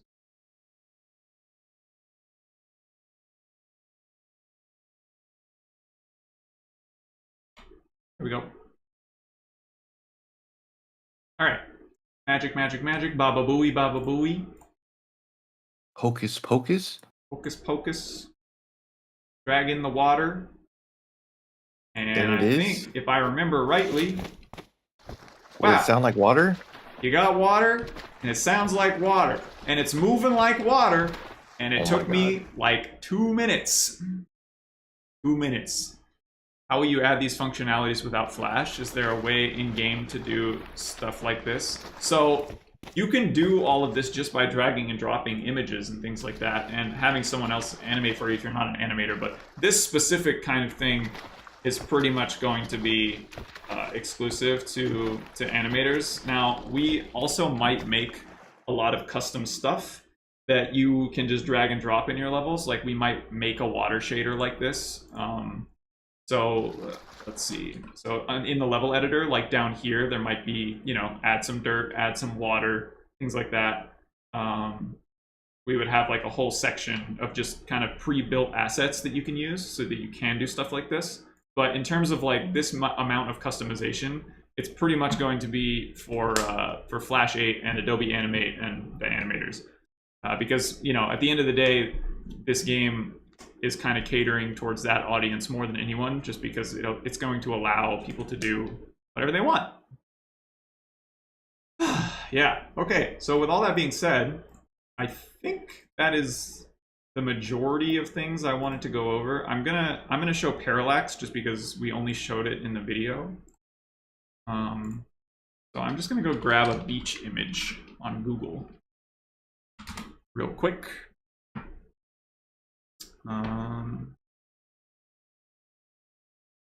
Can't have water without some beaches.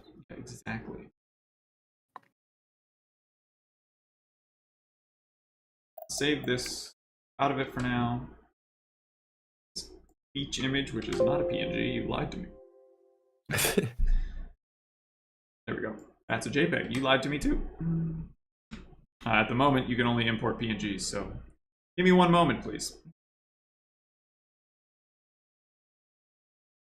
So a JPEG.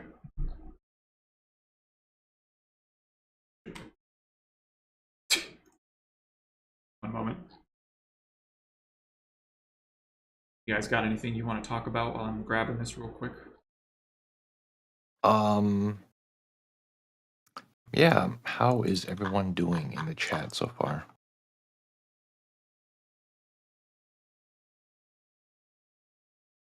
Everybody liking the idea of this game? Are we doing good? Are we doing good? Or should we just give up? Yeah. You should wake up and quit. Don't let our dreams come true. Exactly. Success is impossible.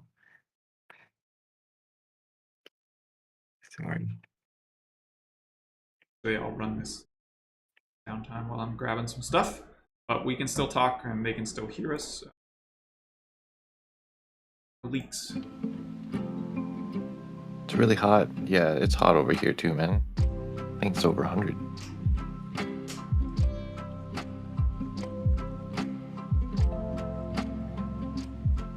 Is it going to be an option for fighting, or is it solely a platformer? It's mainly a platformer, but I believe you'll be able to pretty much make whatever room you want. Yeah. Whether Also, it be fighting, shooting. Yeah, and we might add, like I said, for certain rooms, for like bosses and things like that, there may be certain types of combat that you'll be able to do, or you'll at least be able to interact with bosses in unique ways. Hang on. One moment. Please hold. Just because it's an important topic that is important to me. Okay, this is important to me.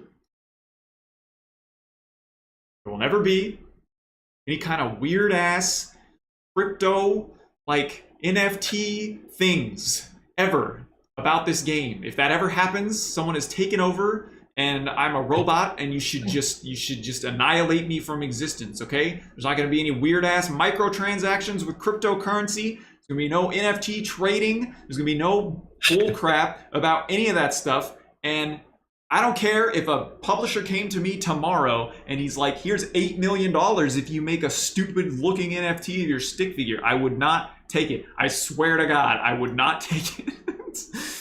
Anyway, I know that NFTs in gaming is like a really weird thing right now. And a lot of Kickstarters are getting approached by NFT people to basically turn the entire microtransaction like kind of thing in their game into like an NFT trading system, and it's not happening. It's not happening. First of all, there's not going to be any weird in-game currency where you have to like pay to get extra things. You're going to have the whole game. Okay, $8 million is a lot of money. I might have to think about it for a second at least. But anyway, you're never going to have to pay to get anything in the game after you've purchased the game. The game is yours. Any DLC we make after that, unless it's literally like Doors Game 2 that we might charge for, the DLC, like any kind of extra content we make, you're gonna get it. Yeah, you're not gonna have to pay more after you've paid for your game. You actually get the game that you're paying for. It's not gonna be, you know, Cyberpunk 2077. Anyway, yeah. Okay. Anyway, moving on. Sorry, my bad. Had to get that off my chest real quick. Okay, quick vent. I agree. Well, whatever Pluto just said, I agree with.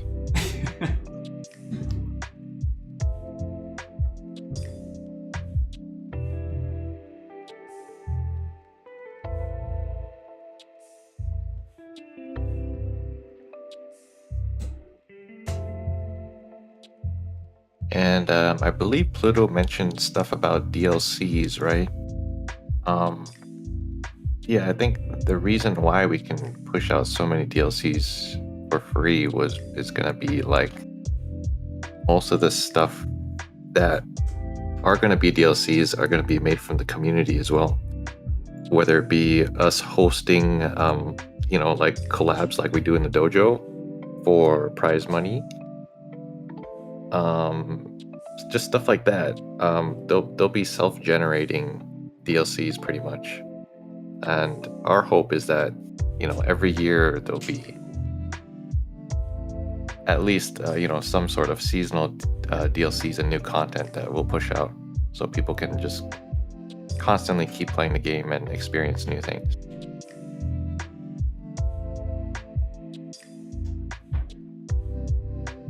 Put Choppa Gun in? No, dude, no. Hey, we don't talk about that game.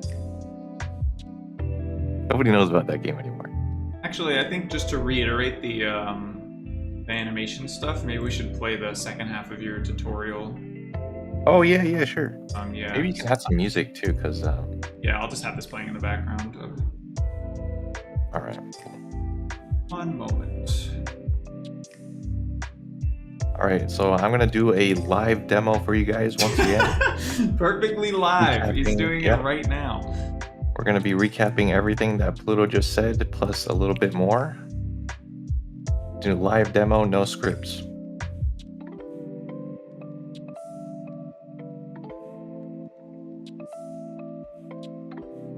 Yes, right here. Yes. All right.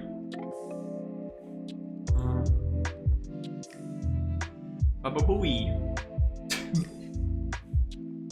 Off my camera. Right into it. Okay, the first thing you need to do is just download the latest build of the game. Yours might be a different version. For this tutorial with Macromedia Flash 8. You don't need to know about this. You don't need to know about this. All right, here we go. extracted the game, I'm going to open up the FLA file that's in there called Flash to Love template, and you'll see a few objects here with some names on it. I'm just going to go over the basic ones for this tutorial, but as you can see, there's going to be a lot of stuff that you can do within just an FLA file. You'll see all the objects are in an objects layer, which is a guide layer. So anything that's on a guide layer is going to be ignored during the conversion. If you want to use any of these, you're going to have to copy it and then make a new layer and then paste it. So if something is not working or not converting correctly, it's most likely because it's on a guide layer. Okay, so before we use any of these tools, let's just say we want to draw a character. Okay, so I'm just going to draw this really basic blob looking character with a face. Okay, so here's where the magic happens. So after you make your character, you're going to convert it to a graphic symbol, and the naming here is very important. Okay, so you're going to type SPR for sprite underscore. So whatever name you put here is going to be like a new sprite sheet for that character. So any other symbol with the same name of blob is going to be condensed into that sprite sheet. And then another underscore, and then here you can just name it anything that you want that'll make you keep track of your assets, okay? And let's just see what it does when I convert it to love. Now, this is very important. Make sure to save your Flash file before you convert every time, all right? So I'm gonna go to commands and then press convert to love. And it's gonna do a bunch of weird stuff, but just wait it out until everything kind of stops. Now let's run the doors exe. Now, if it converted properly, you will see where your FLA was saved. There should be a file with the same name with a .lva file extension, and that means it successfully created the love file that you can import. Now, I'm gonna go to the level editor and I'm just gonna create a new level, and all I have to do now is take that LVA file and just drag and drop on top of my stage, and you'll see that boom, my character has now been imported into this game with no coding, no need to generate sprites. Now you'll see that the movement point of where my character is kind of really offset, and I can just simply adjust that directly in my FLA. So if I press the magnifying glass icon up here, it will take me to where it imported the love file. So now all I need to do is go back to Flash, and let's look at the first main tool, which is the animation center object. So now I'm just gonna grab this crosshair and I'm just gonna move it to, let's say, the bottom of where my character is. So now make sure to save, export again to love, so it creates a new LVA file. If I go back to the folder of where my game asset is, the old LVA file, all I gotta do is drag and drop the new one over the old one, replace the file. And then if I go back to the game, just press the refresh button and it should be updated. And you'll see that it snaps right back and it is now properly in its right place because the animation center object is in the right spot now. So now I'm just gonna make a very simple wall and place this character on the floor, and let's just test the level to see how it works. My drawing has now been successfully imported into the game. Okay, now going back to the Flash file, as long as anything is converted to a graphic and properly named, you can reuse this graphic to animate, skew, rotate, pretty much transform in any way that you want, and it will not generate any additional drawings on your sprite sheet. So you're going to be saving a ton of space and memory. So the main thing that you need to remember is any possible thing that you think can be reused and just animated by skewing and rotating, then you should convert that into a graphic and properly name it. Okay, so here's my finished animation. Now I'm gonna make sure to save as always before converting. I'm gonna convert to love. I'm gonna replace the file like last time, and then I'm gonna press the refresh button in the game. And would you look at that? We just imported a Flash animation directly into the video game.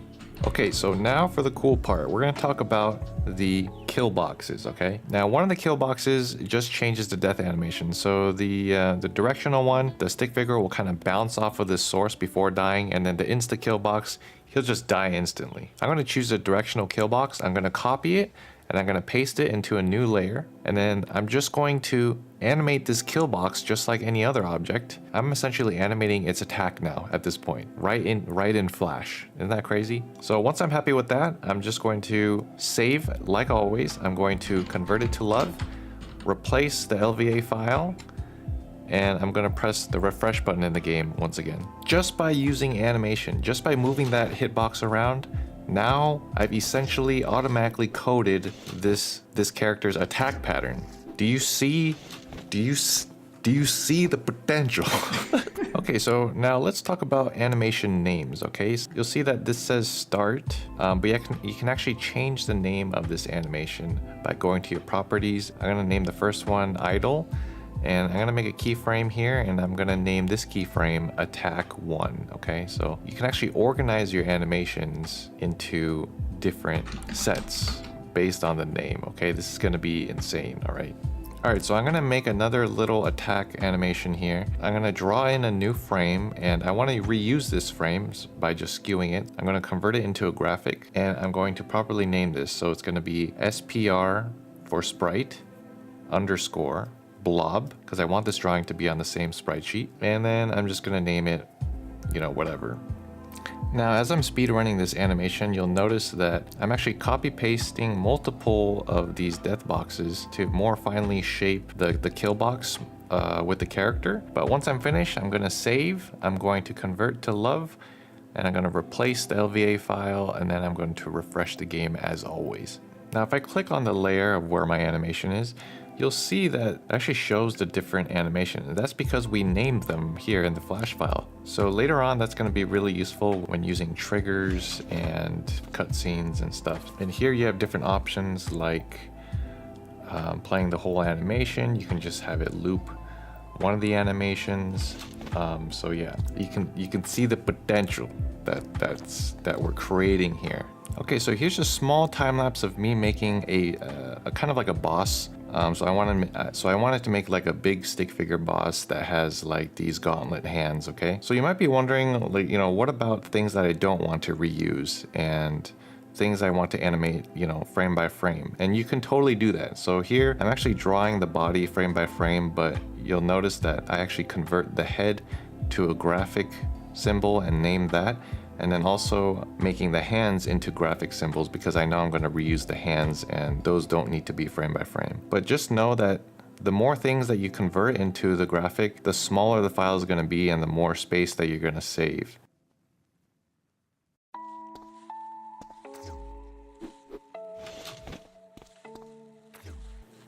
Okay, so the last thing that I want to talk about is the walls. This is really cool because it makes it possible to design entire levels within Flash. You'll see a bunch of different colored squares, and this basically just changes the sound of the footsteps whenever the stick figure is going to run on top of it. I'm going to copy this concrete block and paste it on a new layer, and all I need to do is just transform it and then start designing a level. You'll see me putting down some wood blocks. You know, I put down some water. Maybe there's going to be a pool of water here. So for these, you're just assigning the hitboxes, so it's not actually going to show up in the game. What you want to do is go on a new layer, and you'll want to kind of draw in, you know, whatever you want these platforms to look like. So I'm making a very basic design here, but you can actually go crazy. I mean, you can even export this and then, you know, touch it up in Photoshop and then re-import it. You want to keep the hitboxes on their own hitbox layer, and you want to leave them alone. You do not want to convert the hitboxes into graphics, all right? But for the layers that has my drawings, try to make the graphics into chunks, because then once you convert it to love, it will fit them more nicely into a sprite sheet. Okay, so now that I'm done, I'm going to convert this file into love, and then I'm going to drag and drop the map that I just made straight into the level editor, and boom, you'll see that the level is imported and everything should work. Like the hitboxes, you'll hear all the correct footsteps, and the water here is supposed to be animated, but I did kind of a bad job. But pretty crazy how simple and easy it is to just make levels now in this game. Okay, one last bonus thing for you guys. Yes, you can actually animate moving platforms directly into Flash. I'm going to drag in one of the metal boxes, and I'm going to copy paste it into a new layer because I want this to move. And I'm also going to make another new layer and then draw, you know, just what I think a metal platform would look like, and I'm going to convert that into a named graphic as well. So I'm going to name this, and then I'm going to tween both the hitbox and the drawing together. So they are moving at the same speed. I can adjust all the curves and everything, and it should work. Right now I'm using an older build, so I actually have to convert the tween into a bunch of keyframes, but the build that you guys work on, the tweens should work, so you do not have to do what I do and convert everything into keyframes. All right, but here you'll see that I'm just gonna make it go up and down, really simple. And once I convert that into love and replace the file, you can see that, oh my gosh, it reads the tweens perfectly. No matter what easing that you put, doesn't matter, it works. And you can see the amount of creativity that is possible with this, and just the fact that any animator that knows how to use Flash can pretty much design a full-on game within an animation program, not a game engine.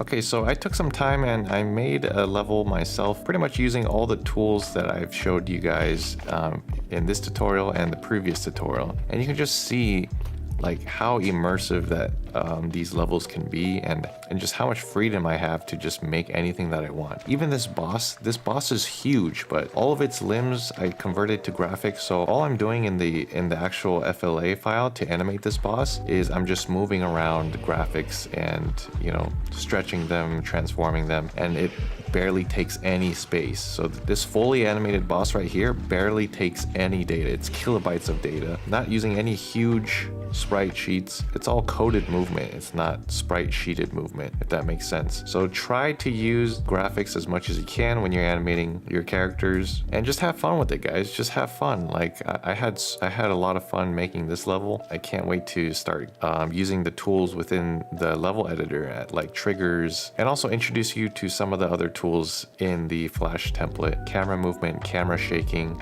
sound effects, all that stuff is also possible within the FLA file. All right, so yeah, just I urge you guys to play around for now and see what you guys can come up with. It'll be awesome to get more levels from you guys, so we can further push development of this game, which I think is going to be mind-blowing to everyone.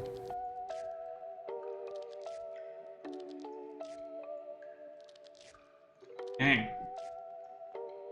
That freaking synced to the music perfectly. The classic Doors syncs. What the heck? That was wild. Anyway.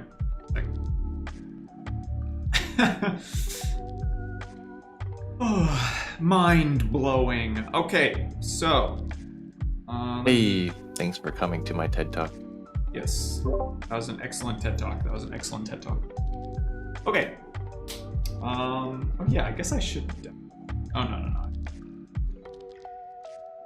All right, so that was Hyun's lovely TED Talk, pretty much covering everything that we had already covered, but I think it's good information to go over twice, honestly.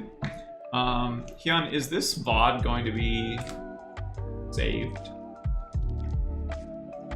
It should, yes. Okay. Hopefully. I hope so too.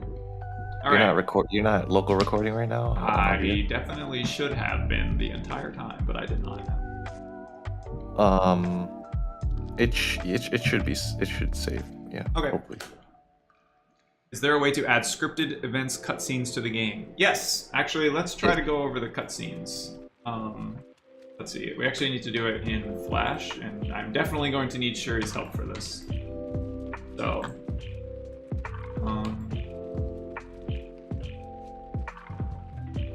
if you're here, Shuri. Which I am. Hello. Hi. Would you like to teach me how to cutscene? I mean, yeah, you need to use the camera. Well, long story short, I'm not quite sure what exactly you're showing to viewers because my stream is delayed. Oh, sure. I can stream on Discord. It'll help you. Yeah, it's gonna help greatly. Okay. I will pause the stream so it doesn't lag as much. Do this. Which stream? Okay, you can see this little thing that is called camera. Yeah. You will need the thing. So pretty much you copy it to the to your animation that you have created, or it's a level. I don't know.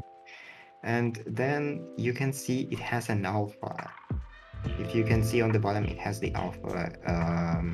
Yes. Alpha. So what this value alpha is for? The higher the alpha is, the more it's gonna interpolate to this camera rather than the camera that should be in the game. So if the camera is non-existent, or if it's 0% alpha, then the camera is gonna behave as normal. But the more alpha increases, the more closer it's gonna be to the location you set in your animation. So if you make it 100, it's gonna completely ignore where the camera should be and following the player. It's gonna be where it's supposed to be, like where you set it in the animation. So Okay. you can so if you want like the camera to zoom into something, you just can place the camera where it's supposed to zoom, and then make a tween that's gonna turn it from 0 to 100% opacity. Okay. And also, you would really like to use the easing, so it's gonna be like easing out movement. Yeah, sure. Also, by the way, guys, the way that we're doing it right now, it's going to be easier to do in the version that you end up getting. We wanted to be able to show that you could do these things, not quite in the most efficient way possible, but we just wanted to get it working before we did anything else. Okay, so the first thing I'm going to do then, if I understand correctly, you can just completely ignore the camera for now. You can just make the animation. So I'm just going to create a motion tween, right? I'll just move it. Oh, I don't need to move it, right? I just do the alpha. Okay. You do the alpha. So all I'm doing is doing the beginning alpha at 0, right? Because I want it to start.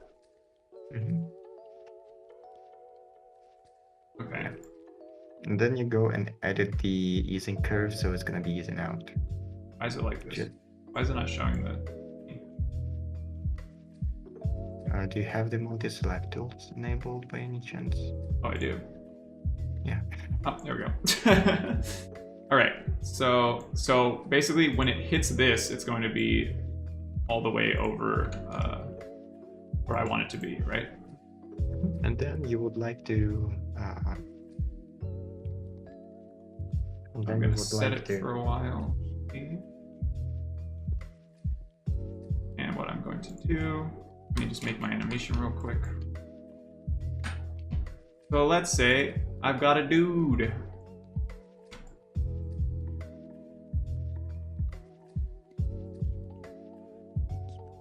Hey, it's a dude. Do be doing.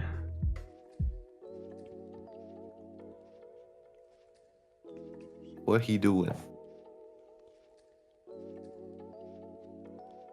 Oh. Okay.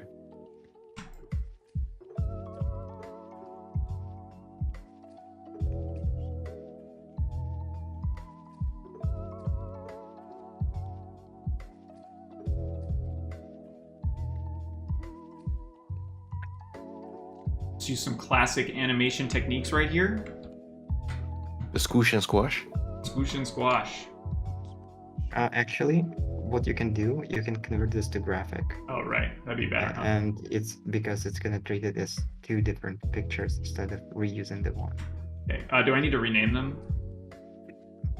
Actually, I don't think I think I trying to remember. I think it's SPR underscore. Oh, since it's only 4 frames, I think for now I'm just. Okay. And then eventually I want the camera to go back to the player. Yeah, so you reduce the thing to 0. Does the camera need to be above this guy at all? No, it does. It just needs to be on separate layer. That's it. Okay. Cool. And okay. Then you would like to select both of these twins. Okay. Like this. Actually, so you can edit their right. One is a control. You select the other one, and you edit the easing. Yeah. Oh god, I haven't used it in Flash, so This will work. Okay.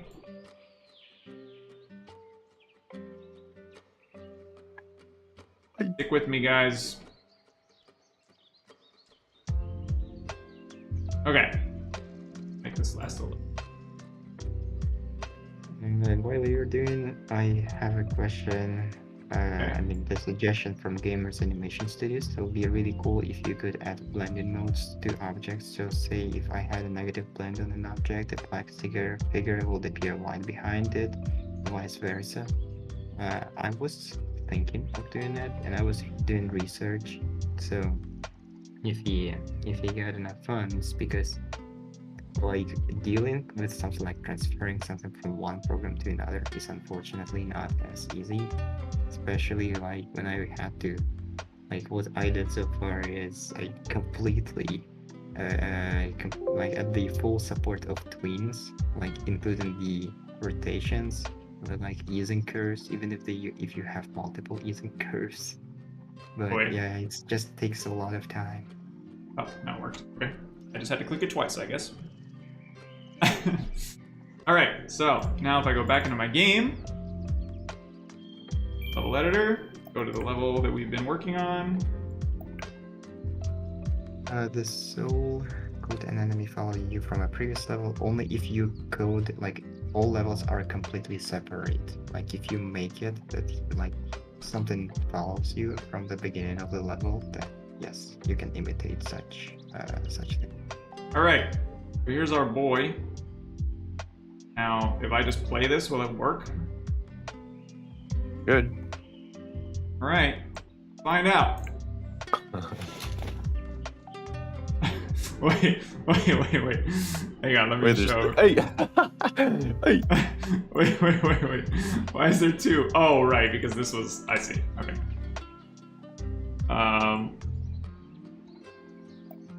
Best cutscene.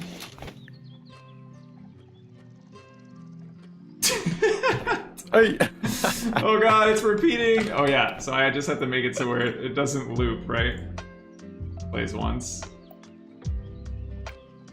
So now, I come in, my cutscene plays, and my cutscene is done.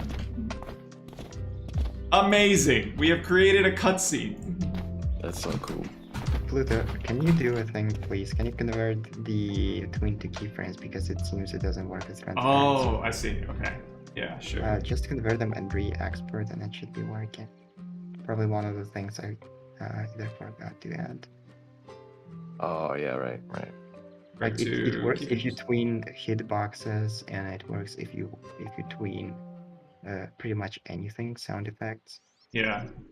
But it just doesn't work if you tween the transparency. I'm gonna put this way over here so it's maybe a little more exaggerated. Hey! Yeah! Oh god! Hey! Alright, now our cutscene works as intended. Yes! So, you can see the potential, as Hyun said earlier, okay? Potential. As soon as you come in the room, your cutscene plays, and it comes back, which means you could showcase a boss over here, right? Like, you could show a cutscene of a boss coming in, and then have more animations for this boss afterwards. Mm-hmm. Yes, this is probably the greatest cutscene ever made. Thank you for telling me that it showed so much emotion. Honestly, I played The Last of Us 2, and nothing impacted me as much as this stick figure saying, hey. There's not a single thing in that game that it has as much emotional weight as this dude right here. Alright. So, I think we've covered pretty much everything that I can think of.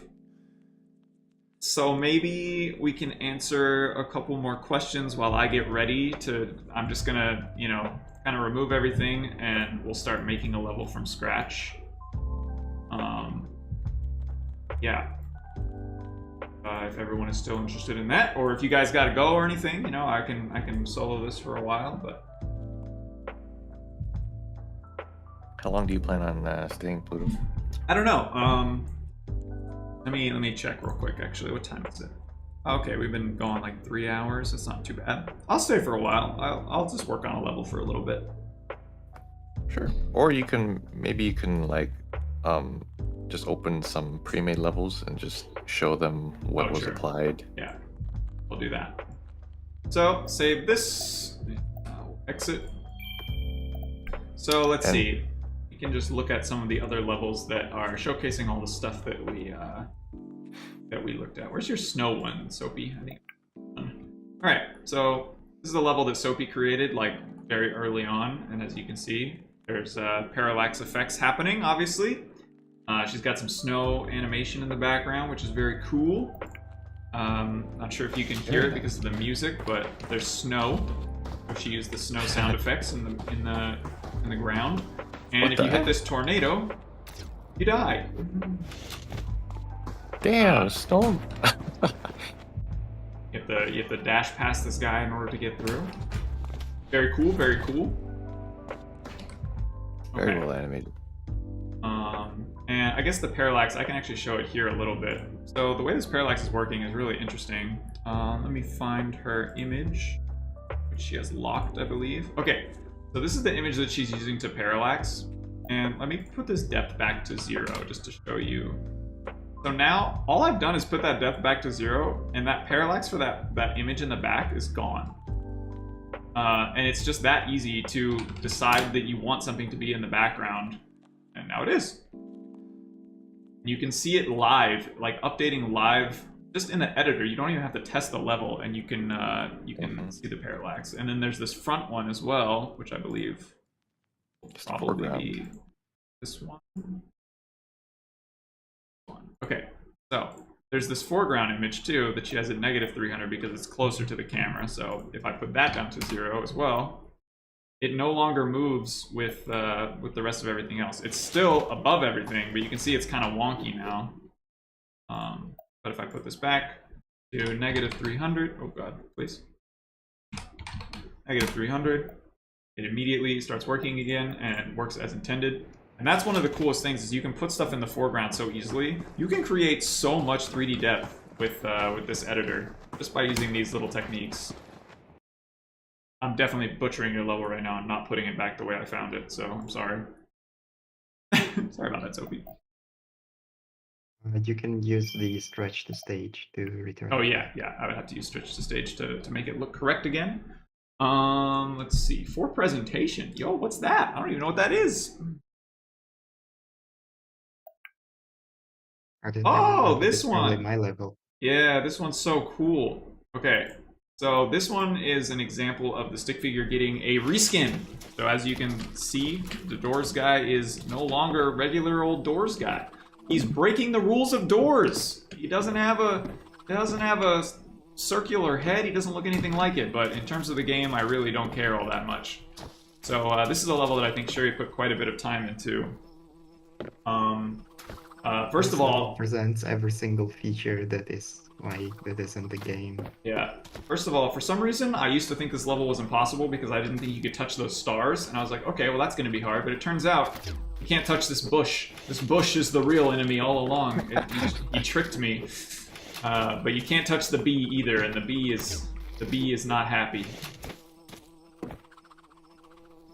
Huh. Huh. Leave me alone, bee. Oh, and then this guy does not hurt you unless you're inside of him when he's biting. I'm not gonna bite, or I'm not gonna stand there because I don't want to die. Then there's this moving platform. There's a boomerang guy. If you get hit by the boomerang, you die. So yeah, this is a pretty cool, cohesive level that kind of shows off everything that the level editor has to offer. It's got moving platforms. It's got cute little animations. Also, I didn't know this was intentional. Shuri coded in a quote-unquote bug, I guess, or a feature where if you teabag too much, you die. And what? I thought, yeah, this has been in the game forever, and I thought it was a bug, and I finally did it like with Shuri, and he was like, "Oh yeah, you finally found out my little Easter egg." So yeah, don't teabag too much right now. At the moment, it's considered rude, and you don't get to live. Yeah, don't teabag in a single-player game. Nope. Teabagging in a single-player game, not necessary. Actually, how did you do the? Let's go back to there real quick. How did you do the stars coming out of him? Is it just a custom script? That's the showcase. Oh the custom yeah, it's the B script. particles. Yeah. Okay, cool. And Pluto, you also didn't show that the sound is spanning from left to right from the boomerang guy. Oh my like God, I it's didn't animated even- in Flash. Didn't even notice. Wait, hang on. Yeah, that's why I made him to show that like the boomerang God. is like pans from right to left and then back. How did you put this bush here? No, B, I'm sorry. Okay. Oh, you're right. Okay, so the sound effect for the boomerang is only in my right ear right now. So I guess if you're not wearing headphones, it might be hard to figure out. But since the boomerang is on the right, it's only playing in my right ear. And then if I go down here, oh, now it's in my left ear. Oh God! And if I stand here, it goes from right to left ear. That's so cool. Hey, there's the flower again. I never noticed he was in the background. Cute. It has the parallax on it. That's the show Yeah. that you can apply parallax to your animations. You thought of everything. Super cool level. Let me see. I don't know what DFH is, but I'm scared. Oh, this was the one I was making that just... Whoa, let that music come back. I didn't push play. Wait, I gotta make sure this is copyright free. Okay. I got so scared. Oh yeah, so this was using this was kind of using a tile system in Flash to show that you could basically reuse things and make like a traditional platformer level, which is pretty cool. Yeah, like all of this level, like you can create a giant levels if you make them this way, but you can also see the lines are kind of flickering. It's gonna be fixed. It's gonna be fixed. And by the way, if you look into the level, like in the level editor, you will see that all that this level contains is this, is like this animation, which represents the level. Oh really? So this entire thing was made in Flash, right? Yeah, that is why it is called Flash level, because it's entirely made in Flash out of small parts. And yeah, these are stock images that I just found somewhere, so please don't hate me. I was like, I'm a bad artist. I better like use something like out of stock. Ben's made a lot of to pretty levels. showcase. Oh, yeah. Was this made in Flash for the most part, or was it in actual? Oh wait, no, I'm here. Never mind. This was made in the game using Clip Studio Paint for the backgrounds. So you can see I went pretty crazy with custom brushes. Yeah. The mountains in the background are so nice. It's so cool that you can go from this, which is like very hyper realistic, you know, or not hyper realistic, but just really detailed. But then you also have, you know, this, and it's the same game. It's the exact same game, just totally different feel. Yeah. All right, I'm gonna try one more time. I must try again.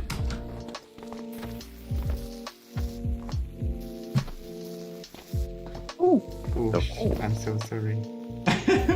No, I can do But it. yeah, this is also the level that I made, and these platforms and the zappings, everything is using like kill hitboxes in Flash. And also these calculator, you know, like these computer animation. Ah! Oh!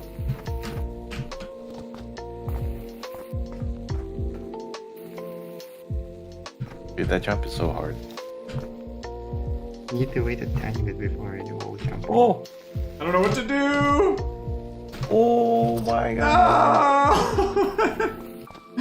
I don't Oh, understand. Shuri, I don't understand.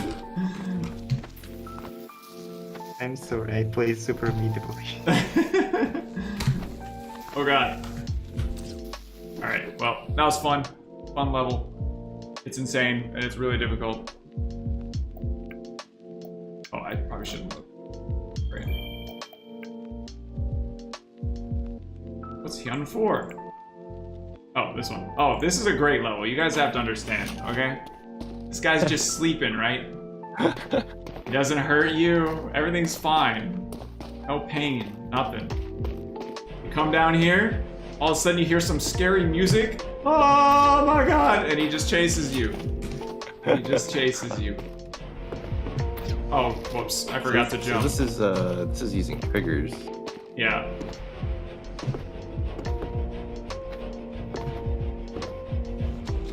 Oh! Bro, you just gotta hook it, man. I know. I was just waiting to show them, but... Oh my god. Please!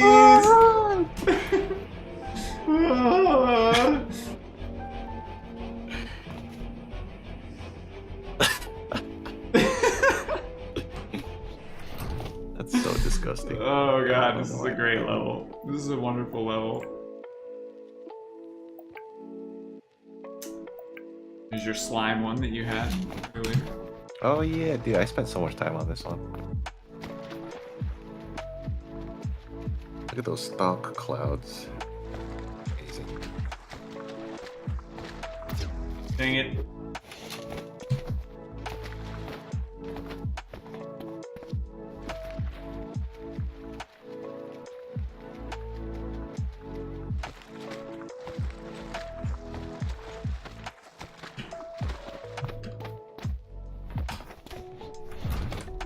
Neat. I think this was inspired. That was inspired off of Last of Us. Speaking of, Oh yeah. I really love this one. These little bushes change from good to bad, and you have to only ever touch the good ones. This one's by Soapy.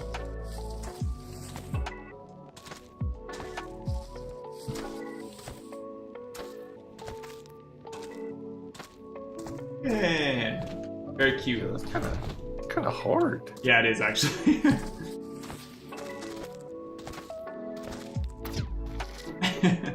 Very cute. It'd be cool if you like sync that with some music or something. It is synced with the music.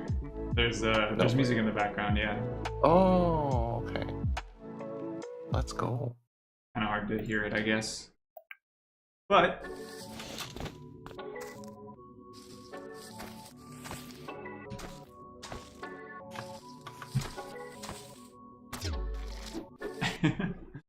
very cool. Oh, all right. I gotta use the bathroom real quick. I'll be right back. I'm gonna run the downtime stuff. Okay. Yeah, back in a couple minutes. Mhm.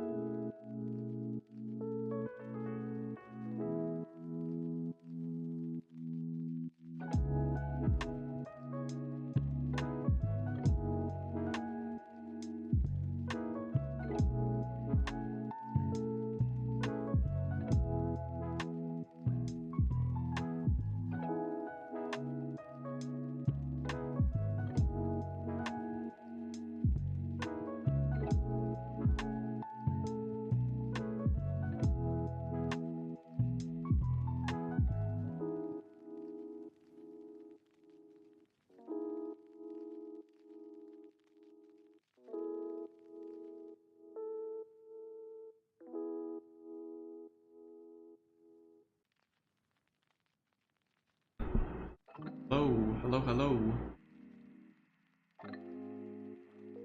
Oh, we're back.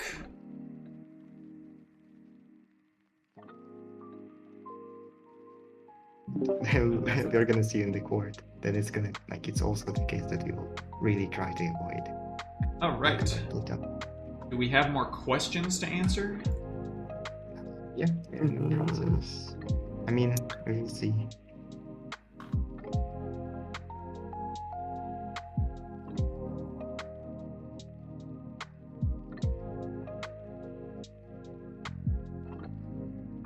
So for the Kickstarter, we are going to try to make it public on the 15th, right, Pluto? Yes. Yes. Okay.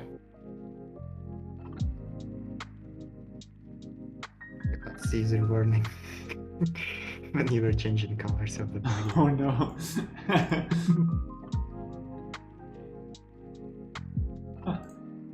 It just was flashing different colors.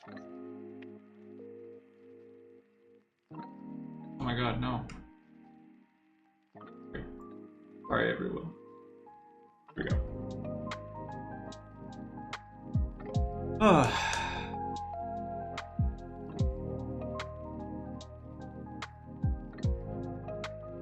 Yeah, by the way, I contribute to the creation of the game. Oh, sorry. Sorry, I was just going to say, by the way, after this live stream, for the next 2 weeks, we're going to be as active as we can in posting stuff about the game, and also I'll probably do at least one more live stream where I do make a full custom level. I think showing off everything is probably enough for today, but you know, I might stick around and do that as well after, depending on how many questions we have. But we might as well answer everybody's questions right now. So.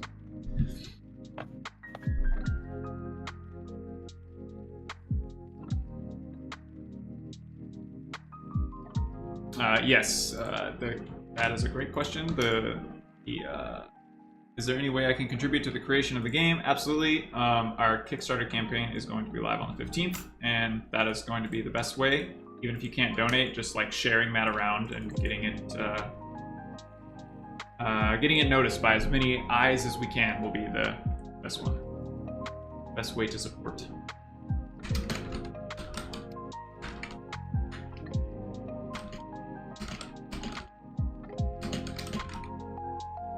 Yeah, so just once we announce the Kickstarter page, I think the best way to help is to just spread the link around to as much people as you can. Absolutely. You don't even have to contribute. Like, the best way to contribute is to just spread the word. Will the lowest Kickstarter tier have the beta available? If not, is there anything you can say thus far about it? We haven't completely locked in all of the Kickstarter tiers yet, but we're definitely going to give the Kickstarter tier that gets you the game is going to be discounted more on the Kickstarter than it will be less than the full price of the game. Yeah. How much of the game is completed as of now? You could say nothing, because after the Kickstarter campaign, we're going to, or even during the Kickstarter campaign, we're going to start remaking the game from the absolute ground up. So everything that you see, we're actually going to be redoing. Even the framework and the UI, the animations, the way the level editor works, the way everything interacts with each other, bug fixing, all that. We're just going to start over, basically. Yeah.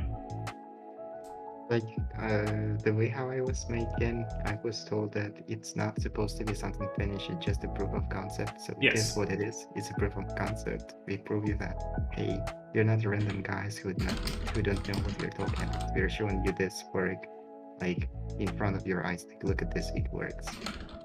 So it just needs to be done properly, and it takes a lot of effort to be done properly. So we need funding so we can work on it full time and provide you guys as, like, you know, as good result as we can. Exactly. So everything that you saw today is basically just showing you that it is possible and we have the skills to do it. But the final game is going to be built properly, and yes. You know, yeah, it's crazy that this is our proof of concept. Our proof of concept is more in depth than some games ever get, you know, in general. So that's kind of nuts. Hey, what's up, Benjamin? Hello, Benjamin. Benjamin Studios. Our proof of concept is a full game. We're trying. we went pretty try-hard mode. Yeah, but you can see that sometimes it still crashes and all of that, but it's not a normal state to release the game. Like, we understand that. That's what I think I want people to understand. This is not okay if you're not going to release the game like that. It needs to be stable, it needs to be fun to use, it needs to be fun to play and fun to create levels, and not like do okay. Oh, hey, Gilda guy. Yeah, it looks fun right now because we know what we're doing, but it could be a lot more fun once we simplify the UI and make the user experience a lot more better.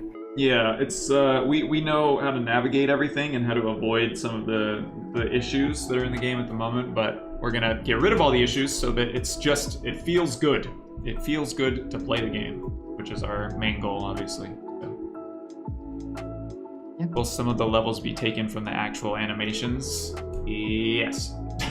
I'll give you that much. Yes.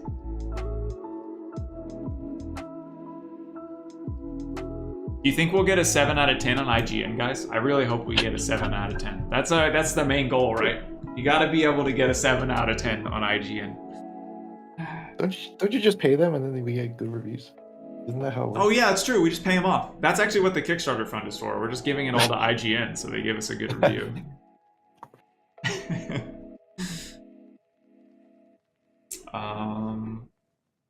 Do we have any more in the Discord that we never answered? I don't believe. Don't think so. Let me find this giant list. Like, we covered a lot of them. Like, I tried, there were a lot of questions that are very similar. Like, can you add this thing to the player movement, or like this thing to the player movement? Like, you can do whatever you want as long as you can, as long as you like can code it, question mark, because us like making the like making the buttons like allow player to kick or allow player to do this is gonna be a bit way too complicated. But like, if you can do something with the functionality that we provide, at least it will be a very good API that where you can script whatever you want.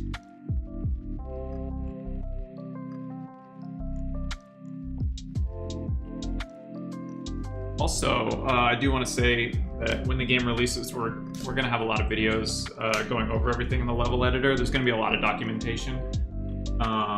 We have to, obviously, it's pretty complicated. So it will be easier to navigate, but we're still going to make videos to help kind of work through anything that could be more complicated than it needs to be, yeah. Thank you guys so much, by the way, for being here this long and hanging out the whole time and donating and asking the questions and just being able to talk about it. It's really great. It's really freeing. We were bound to secrecy because we were trying to go through regular publishers for so long. So, like, Shuri got asked what he's been working on so many times for a year straight, and he never got to say. So, yeah. All right. Pluto, what is going to happen from here on? Are we wrapping it up or?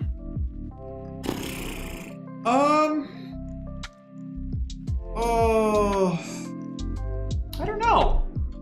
I feel like we covered everything that we need to cover right now, yeah. And then maybe sometime this weekend I'll do another stream where I just make a level completely from scratch.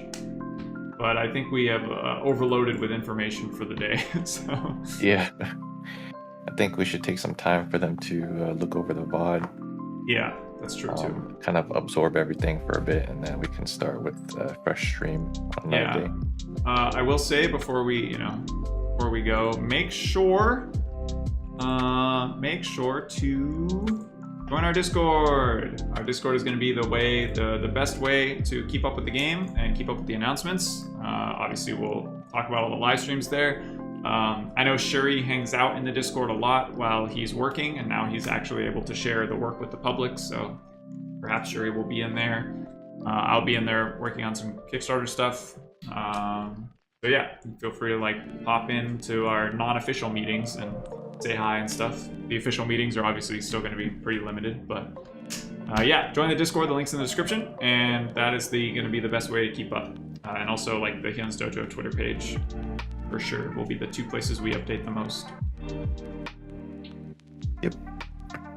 All the links are in the description of all of our social medias and the Discord. And then I think, sure, you got anything else you would like to say before we end up leaving? I want to say giant thanks for everyone to join the stream. I'm so happy to share this, like, a lot of effort that we put into this game and finally discuss it and being able to reply to your questions, share our vision, share like what we are going to do and how excited we are on making this project. It means like a lot to me, and like when I say this, I mean it. It's like not like this default phrase when you say like, oh, it means so much. It actually does. I'm so happy to make these to make this game, to share what you can do, and especially see people creating stuff with the stuff that you have created and having a lot of fun. Very well said.